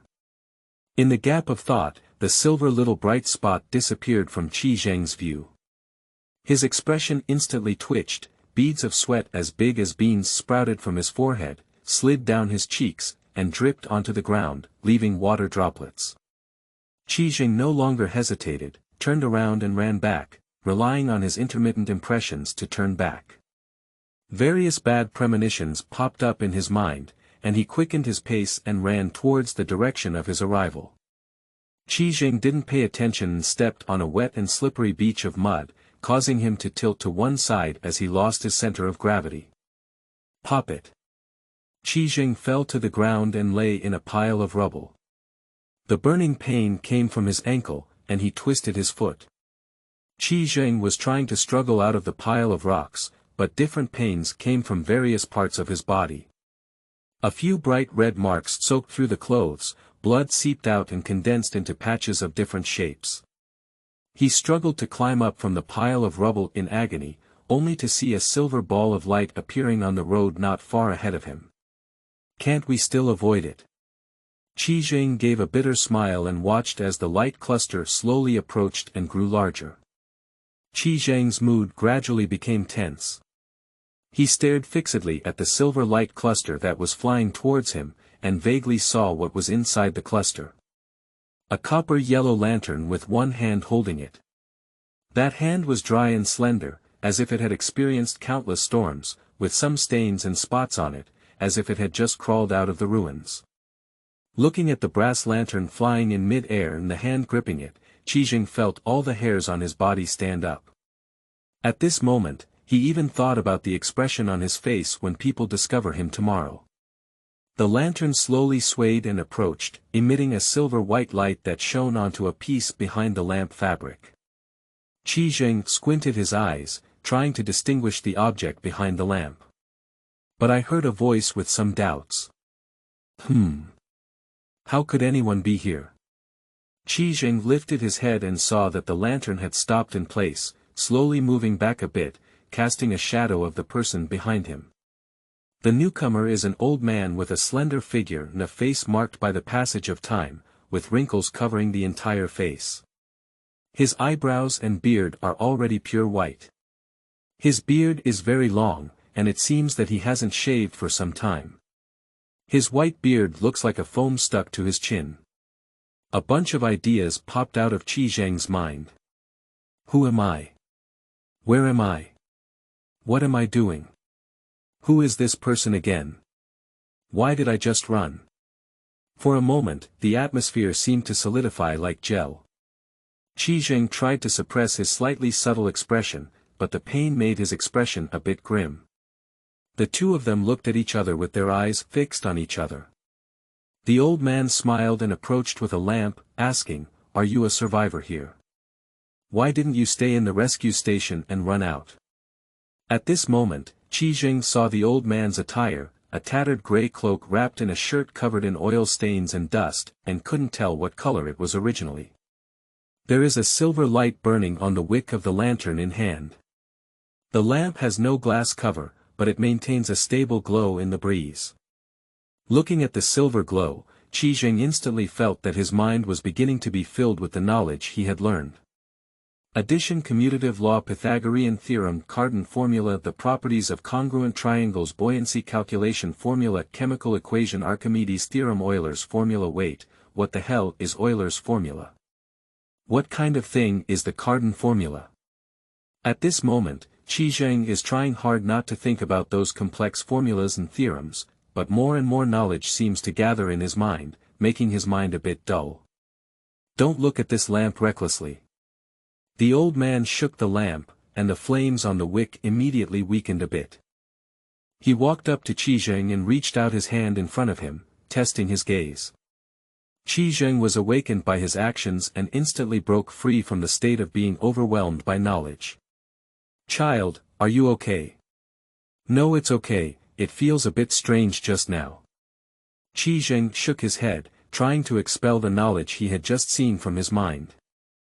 "I have to say, child, your inspiration is quite high."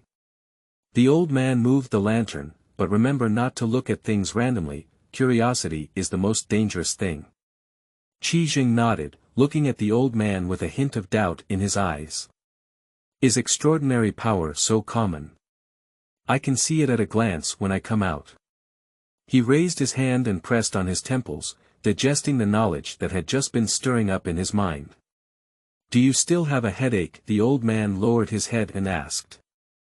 "I don't have a headache, I just remembered something earlier." The old man chuckled and looked at Qi Zheng. "There are injuries all over your body. You just fell into a pile of stones, right? Fortunately, there are no steel bars inside, otherwise you might not be so lucky." "It's not because of you," Qi Zheng muttered to himself in his heart. Who would come out with that lantern in the middle of the night? With so advanced electricity, don't we all use flashlights now? How could someone still light this lantern? Qi Zheng muttered discontentedly in his heart, but honestly said, "What are you doing here?" "Me." The old man pointed to himself and smiled, saying, "Just take a stroll around here and see what you've experienced here." Ghostly talent believes. Qi Zheng raised his eyebrows and said in his heart again. "Hee, I just saw you. I don't know why you're wandering around in this ruins, and there's no light for illumination. I followed the sound and saw that you're still here." The old man approached Qi Zheng, then looked at him with a silver glow, and reached out his finger to press on him. Qi Zheng's expression instantly twisted into a ball, as if he had eaten an extremely sour candy. "There's blood on your body, you've hit quite a few places." The old man reached out and tried to draw a few runes in the air. "Close your eyes." Upon hearing this, Qi Zheng quickly closed his eyes. He doesn't want to feel the same heart-wrenching headache and the feeling of being filled with knowledge as before. The old man drew several lines and runes in the air. The pattern formed automatically splits, transforming into streams of light that fly to different wounds on Qi Zheng's body. Qi Zheng felt his wound wrapped in something, the bleeding area felt a little warmth, and the bruised area felt waves of coolness. Qi Zheng couldn't help but make a faint sound, but when Yu read a book www.yuukangshu.net, he heard the old man's slightly helpless words.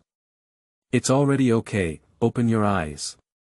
The old man lifted the lamp and walked towards the distance, gesturing for Qi Zheng to follow suit. "You haven't answered me yet, are you also a survivor here?"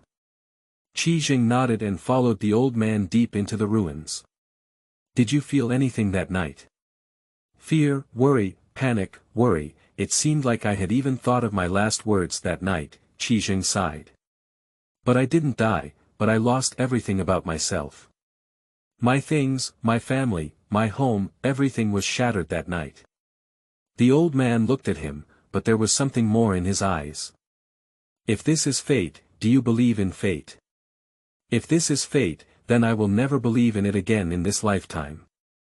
Qi Zheng's eyes seemed to ignite flames. "If the sky wants to kill me, then I will lift this day." The old man smiled and said, "I have asked many people this kind of question when they were struggling. There are not many people with answers like yours, but they may not be as strong in the future as they said. You continue to walk the path that belongs to you, and I will see your true answer when I see you again in the future." At that time, I will ask you if you remember the answer you gave me back then. Qi Zheng listened to the old man's words and nodded. But I saw myself walking to a place like an observation deck. At this moment, the eastern sky had begun to turn a ray of fish belly white, and the light slowly illuminated the ruins of Qingshan city. Qi Zheng, who had been restless for half a night, also gradually became drowsy and closed his eyes. This child is quite interesting. The old man looked at Qi Zheng's eyes with a stronger smile, and then it turned into a silver-white spot that dissipated in the air. Chapter 7. Doubts. You are listening at novelfull.audio. The morning rain and dew condensed on Qi Zheng's clothes, like a thin mist covering the entire city, wetting everything it could touch. Hey, wake up, Qi Zheng, don't sleep. In the mist, Qi Zheng heard someone seemingly calling him. But the heavy eyelids did not give Qi Zheng a chance to open his eyes. The slow brain controls its mouth to almost mutter a few words out of its teeth. Don't disturb me, I'm too tired. Let me sleep. Take a nap. Looking at Qi Zheng lying by the tree, Miao Yuan sighed helplessly. Since discovering that Qi Zheng was not in the tent in the morning, he went out to look everywhere. Unexpectedly, this kid was sleeping outside. Miao Yuan lifted Qi Zheng up, put him on his shoulder, and walked towards the rescue station. What he didn't know was that there was an old man standing not far from him, wearing a cloak and a hood covering his entire head. The old man stood motionless like a sculpture, silently watching Miao Yuan and Qi Zheng slowly leave. Throughout the process, Miao Yuan was unable to notice anyone nearby. The old man shook the lantern in his hand, and a silver flame automatically emitted from the wick, fading the old man's figure into the air. Why do you feel a bit cold? Miao Yuan shook the boy on his body and straightened it. Qi Zheng could open his eyes, only to see the camouflage roof, and sunlight poured in through the open window, illuminating the tent. Where am I? Qi Zheng got up in a daze, but his mind was filled with the conversation he had with the mysterious old man last night. If this is fate, do you believe in it? What kind of person is he? He stays up late at night, carrying a lamp in the ruins, wandering around, and saying some inexplicable things. But when I think back to the big black dragon that made a scene last night, my mind is constantly repeating itself. Suppressing the awkward scene that surged in his memory, Qi Zheng realized that Miao Yuan had already arrived in front of him. Did you get too excited and not fall asleep last night? Ah, how did you know? I wouldn't know, but this morning when I got up to take care of the patient, I found out you weren't in the tent. I thought you were up, and I couldn't find anyone in the camp. When I found the observation deck by the Qinghe River, I realized you were just sleeping against a big tree. Miao Yuan glared at Qi Zheng in anger. You wore that outfit and didn't fasten the buttons when you went out late at night. You were all wet, and I thought you couldn't resist jumping into the river. Looking at Qi Zheng's ignorant gaze, Miao Yuan didn't pause and continued, It's amazing how you ran 8 kilometers away in the dark in the middle of the night. I've been searching for a long time but I haven't seen you have a flashlight or anything. After hearing this, Qi Zheng showed a look of shock and said, I saw a spot of light last night. When I walked over, I saw an old man dressed in rags and looked like a beggar, holding a lantern with a silver light in his hand. Didn't you see him? No, Miao Yuan shook his head. When I found you, you were the only one. Recalling the knowledge that filled his mind when he saw the lantern, Qi Zheng remembered that the old man should be an extraordinary person. Qi Zheng scratched his head and said nonchalantly, Maybe he left long ago. Tell me, was it because of something extraordinary that I couldn't sleep last night? Miao Yuan smiled and leaned closer to Qi Zheng, reaching out his hand and bending his finger to tap his forehead. Well, tell me something about the extraordinary world. Qi Zheng nodded and agreed with Miao Yuan's statement. I have told you that there are many unnatural phenomena and creatures in the real world, which we collectively refer to as extraordinary. Miao Yuan took out a piece of paper and handed it to Qi Zheng. the most painful cost for everyone to enter an extraordinary world is knowledge and sound from the unknown. As he spoke, he drew a symbol that represented an unknown meaning.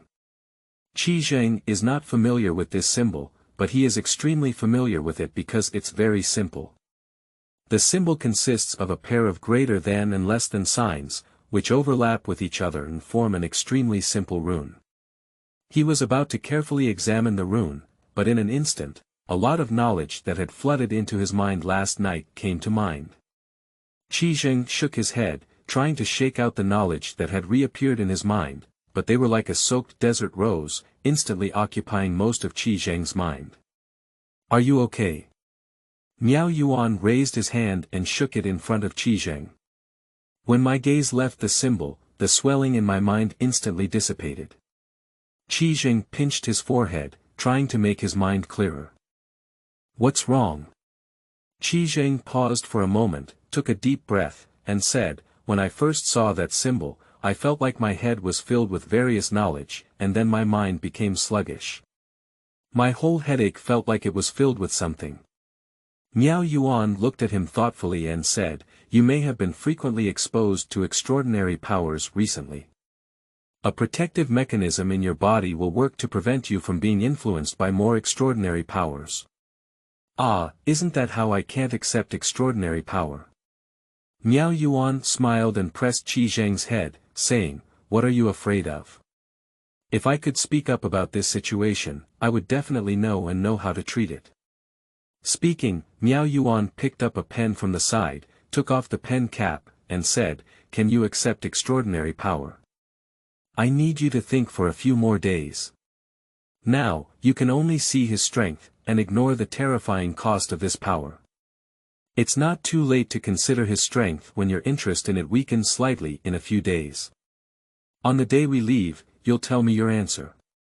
What I'm more worried about now is that if you continue like this, there will be great danger." "What danger is it?" "Spiritual exhaustion," he said.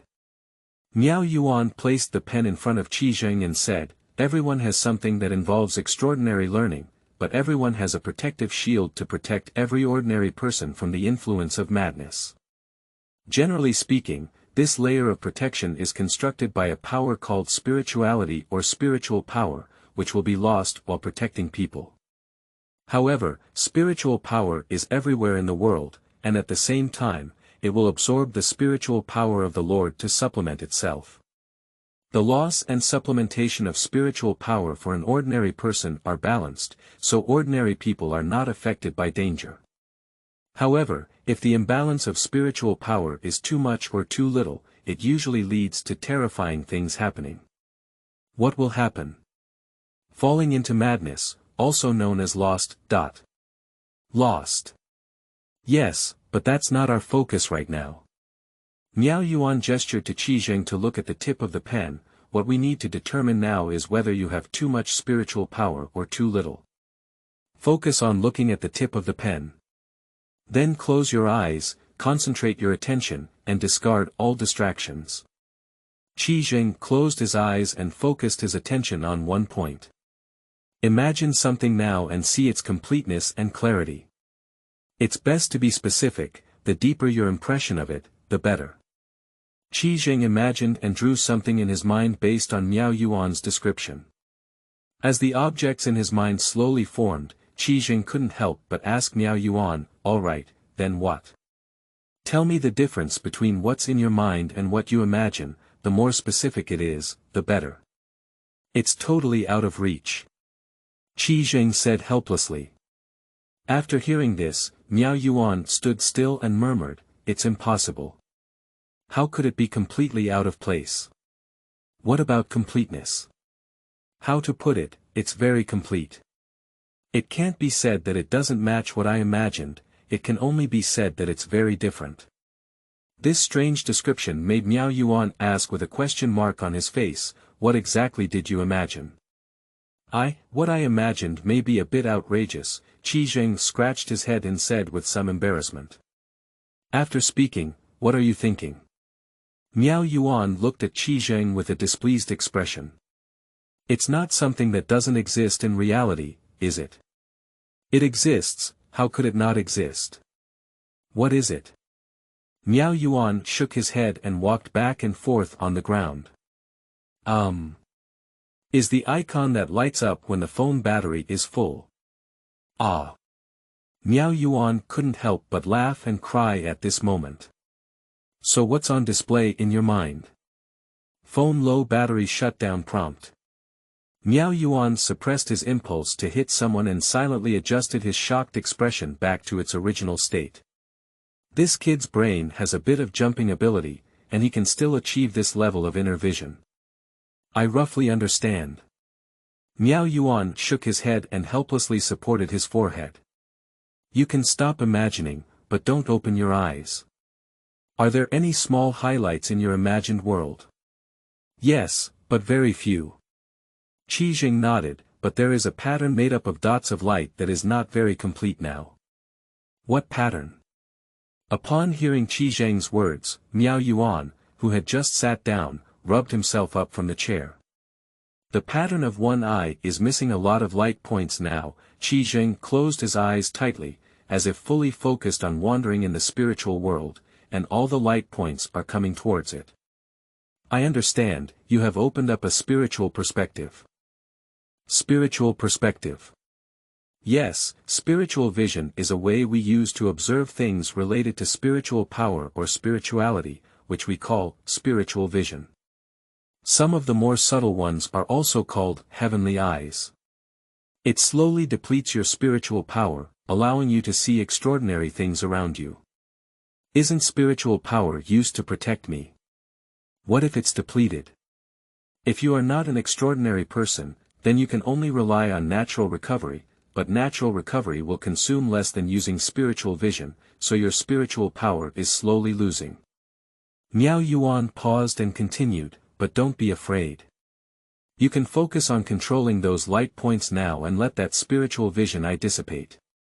Following Miao Yuan's words, Qi was trying to transform those light dots from the shape of his eyes into free light particles, flying freely in the spiritual world. If that eye dissipates, you can open it. If you want to reopen your spiritual vision, you can control the convergence of those light particles into one eye. This process needs to be practiced more and try to make the process of opening your spiritual vision a norm. In the future, whether you become an extraordinary person or not, spiritual vision is a very important ability. After listening to Miao Yuan's words, Qi Jing tried again to gather that eye, and the surrounding light particles slowly and leisurely gathered together, forming an eye contour that was not very similar. As Qi Zheng's attention relaxed, his eyes also dispersed, and the light particles returned to the state of free floating.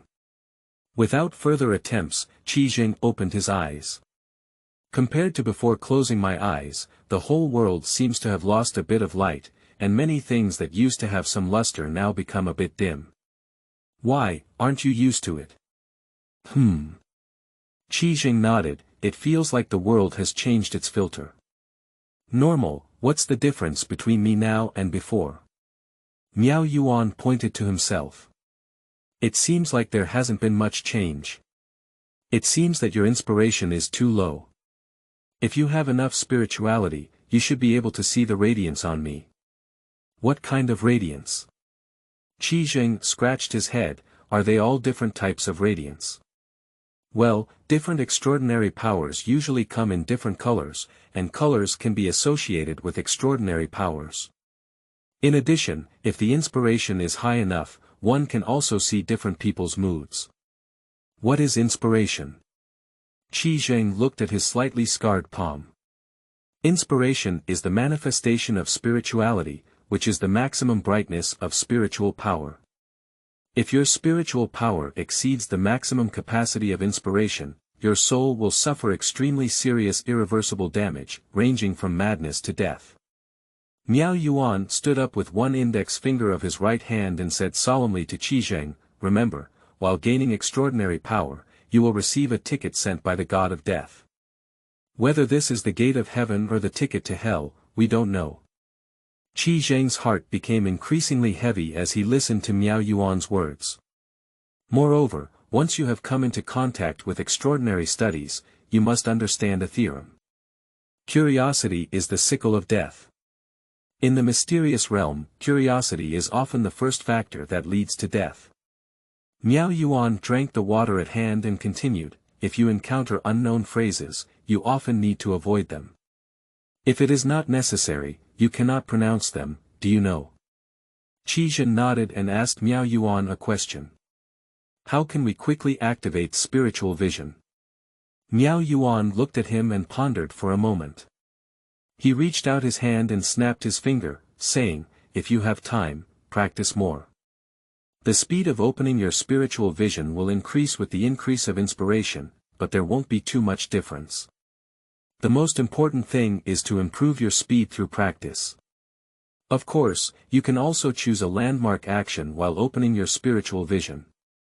After becoming proficient, you can open your spiritual vision by doing this action. Of course, if you want to change the action first, you can only do it through collaborative practice. Listening to Miao Yuan's introduction, Qi Zhen nodded thoughtfully. Chapter 8. Tasks. You are listening at novelfull.audio. Ah. Qi Zhen held onto a stone and stabilized his figure.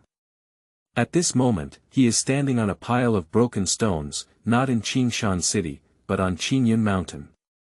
After several days of cultivation, Qi Zheng's body was completely fine.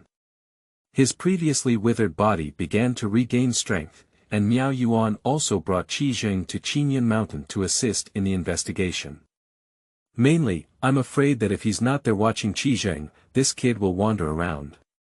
Uncle Yuan, what are you taking me into the mountains for? From afar, Miao Yuan could hear Qi Zheng's shouting voice coming from afar, as if it had been passing through the mountains for a long time. He lifted his head and looked at Qi Zheng, who was far ahead of him. How did you run so fast? Looking at the mountain road with almost no place to rest, Miao Yuan was so angry that he kicked the stone on the roadside, but hit his own toe. The pain ran through the nerves on his foot and rushed straight to his brain, causing him to kneel on the ground and shout loudly. Qi Zheng looked at Miao Yuan behind, roaring and making a fuss, and the corners of his mouth unconsciously curled up.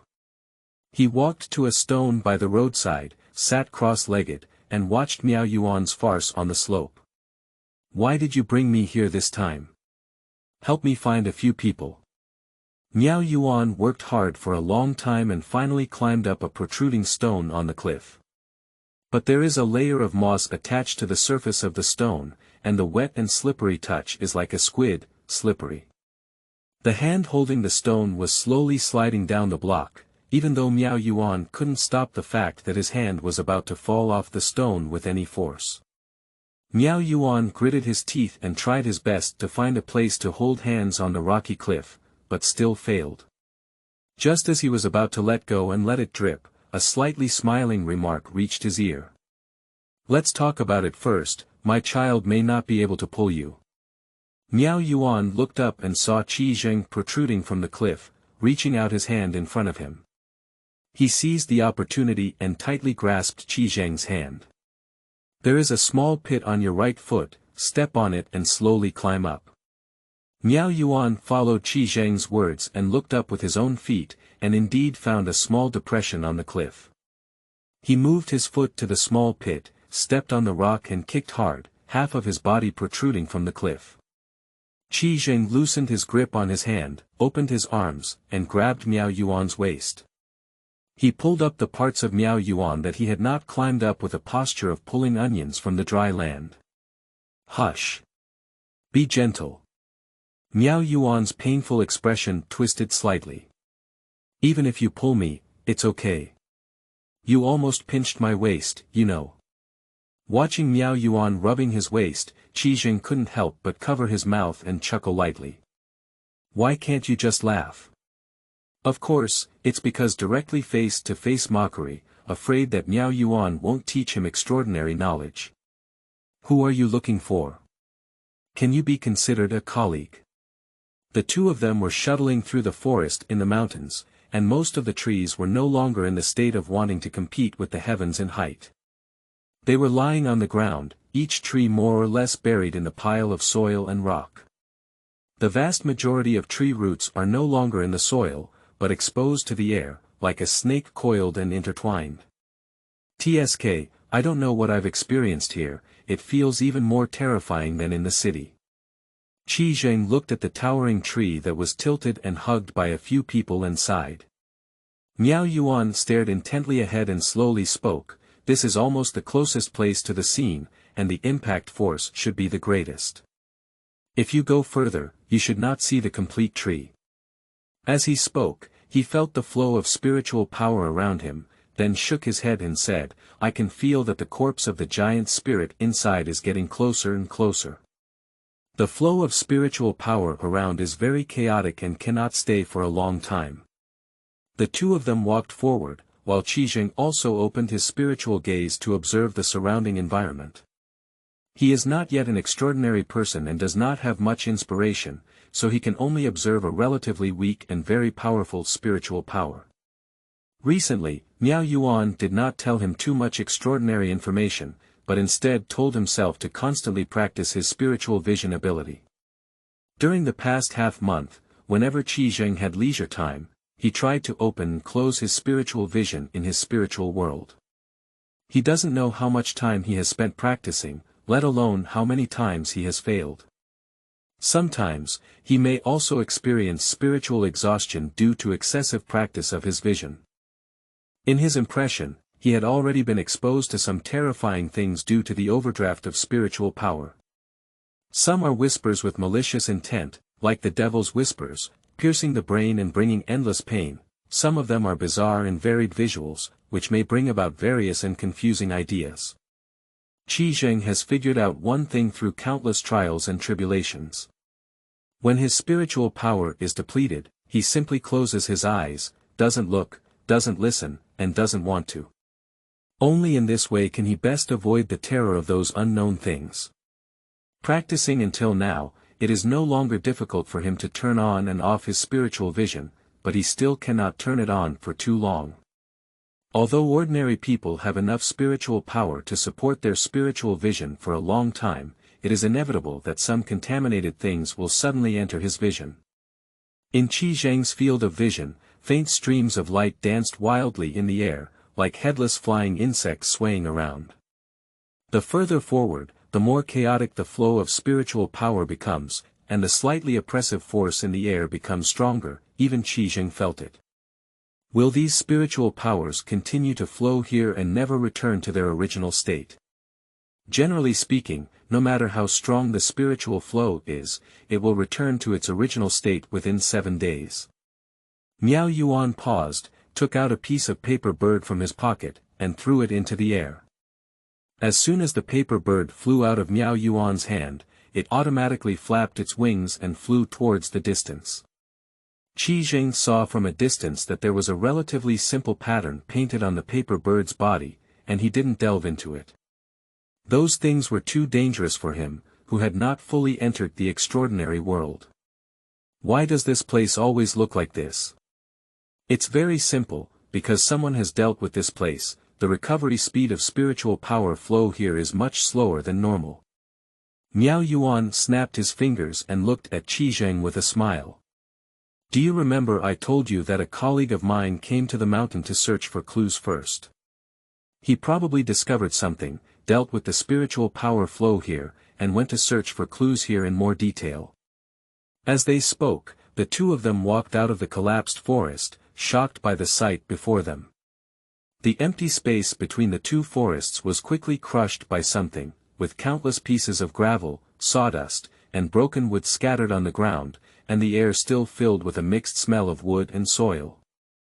They can imagine the rock giant rushing over from here as they watch. The flat open space extends into the distance like a road, all the way to places beyond our reach. There are several large holes in the middle of the rock path. I don't know how deep they are, but the thing that can pass through here is undoubtedly the giant spirit. Miao Yuan squinted his eyes and saw that there seemed to be some pattern painted in the middle of the road. Upon closer inspection, it was an arrow sprayed with red spray paint on the ground. The arrow points straight towards one end of the road, as if it is a sign left for someone. What is this? The mark left by my colleague should refer to the direction of his camp, Miao Yuan said without much explanation, pointing to the direction pointed by the arrow. Go and take a look. Almost no complete stone can be seen on the rock path, and wood chips are scattered all over the ground. The hot summer has caused these lifeless trees to grow black, and even more so, several white mushrooms have emerged. The smell of decay spread in the air, penetrating into all the gaps with air and into the noses of the two people. Like a rag buried underground for a long time, the smell was mixed with the stench, and the other two frowned at the same time. Look, there's flames over there. Qi Zheng excitedly shouted, pointing to a bright light ahead. I can finally take a break. I haven't had a chance to rest all morning. The two of them ran wildly towards the direction of the fire, startling the person sitting by the campfire cooking. He sat there, watching two black figures rushing towards him. The fiery fireball condensed in his hand and was about to throw it in the direction of the two shadows when he heard a familiar voice. Gu Yixin. Miao Yuan.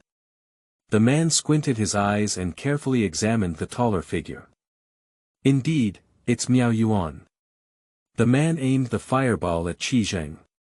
Who is this child?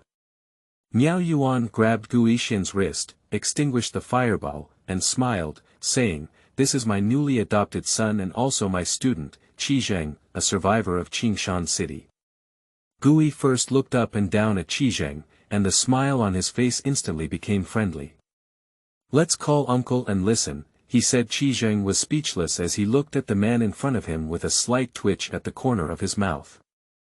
Uncle Yuan, is this really your colleague?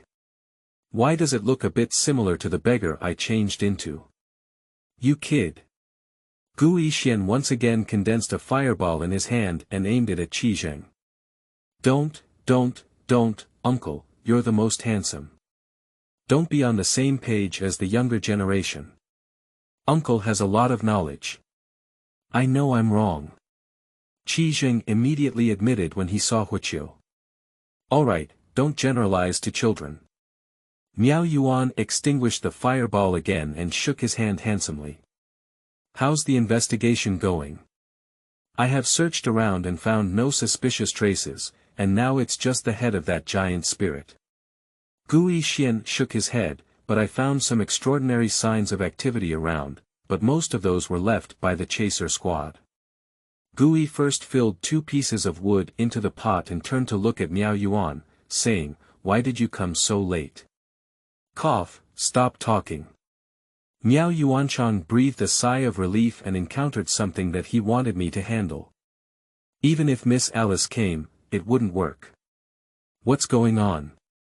Gu Yixin flipped through the boiling pot with a sliced branch. It's not convenient to talk here. I'll tell you more about it when I go back. Miao Yuan shook his head. When will we depart? Just wait for me to finish my meal. Gu Yi sprinkled some unknown spices in the pot. Do you want to take a bite? The fragrance seduced the craving insects in the hearts of these two people, making them unable to resist wanting to sweep away the food in the pot. What did you do? Rabbit, just caught from the mountain. Most of the animals on the mountain haven't happened much, they're just scared at most. Gu Yi scratched his head and stuffed a piece of meat into his mouth. There hasn't been much dry food in the past few days, so I can only eat wild game. The rabbit is so cute, how could you? Qi Zheng, bring me a pair of chopsticks. Qi Zhengbai glanced at Miao Yuan, pulled out 2 wooden poles from the ground, removed the leaves, and threw them to Miao Yuan. Miao Yuan licked the wooden pole before noticing Qi Zheng's hesitant expression and asked, What's wrong? I was just about to ask you to rinse it with clean water and then use it again. Gu Yixin led the 2 of them towards the head of the corpse of the giant spirit. Countless rock thorns rose up along the way, as if the fangs of a wild beast were about to devour several people. Along the way, there were not many wild beasts to be seen, and even bird songs could be heard from a distant mountain stream, indicating how deeply the war left an impression on the wild beasts in the mountains at that time. Along the way, you can still see several pools of blood and flesh that have turned black and smelly, probably beasts that the giant spirit did not escape in time when passing by. Only by walking under the corpse of the giant spirit can one sense the terror of that monster. What he brought to Qizheng was nothing but shock. Even though it was already lying down, it was several tens of meters tall, and this battle was several kilometers long. The huge sapphires in the shape of eyes had lost their luster at that time, but they still shook people's hearts. They walked along the body of the giant spirit to its head. Yu reading www.yuukangshu.net there. Miao Yuan pointed to the black patch in front and quickly ran to the side of the black clothes. That was a person lying on the ground, with his spleen pierced directly through his body, pulled out, and thrown aside. The blackened blood covered the ground beneath him. Miao Yuan reached into his pocket and groped for it, only to find a pack of cigarettes and a pocket watch that he had only smoked a few. There are no pointers in the pocket watch, only a photo inside. There is a man who is smiling with his eyes squinting, and a woman who is also smiling. There is a little girl sitting in their arms between them. I went to touch another pocket, but there was only a small silver badge. There are a few words carved on it. Extraordinary United Association 4th Chaser Squad Yen Miao Yuan put the badge and other things into his pocket, and looked up to see a rock spike supporting the body of the giant spirit under its head. Several other figures dressed in black were faintly visible in the rock thorn. Someone has come to search, there must have been someone else present at the time. Miao Yuan nodded and agreed with Guixian's statement. Look what I found. The heavy atmosphere between the two was broken by Qizheng, and they quickly looked up in his direction. But I saw a child poking his head out of the giant spirit and waving at them. I'll investigate and you can figure out a way to get the few people under the giant spirit's head out. I'll try my best. Gui rolled up his sleeves and walked forward. Following Qizheng's guidance, Miao Yuan climbed up the body of the giant spirit and saw a huge cave hidden by rocks. The road inside the cave is winding and narrow, hardly allowing people to pass through. You can walk to the end of the cave, but you can see a huge cavity.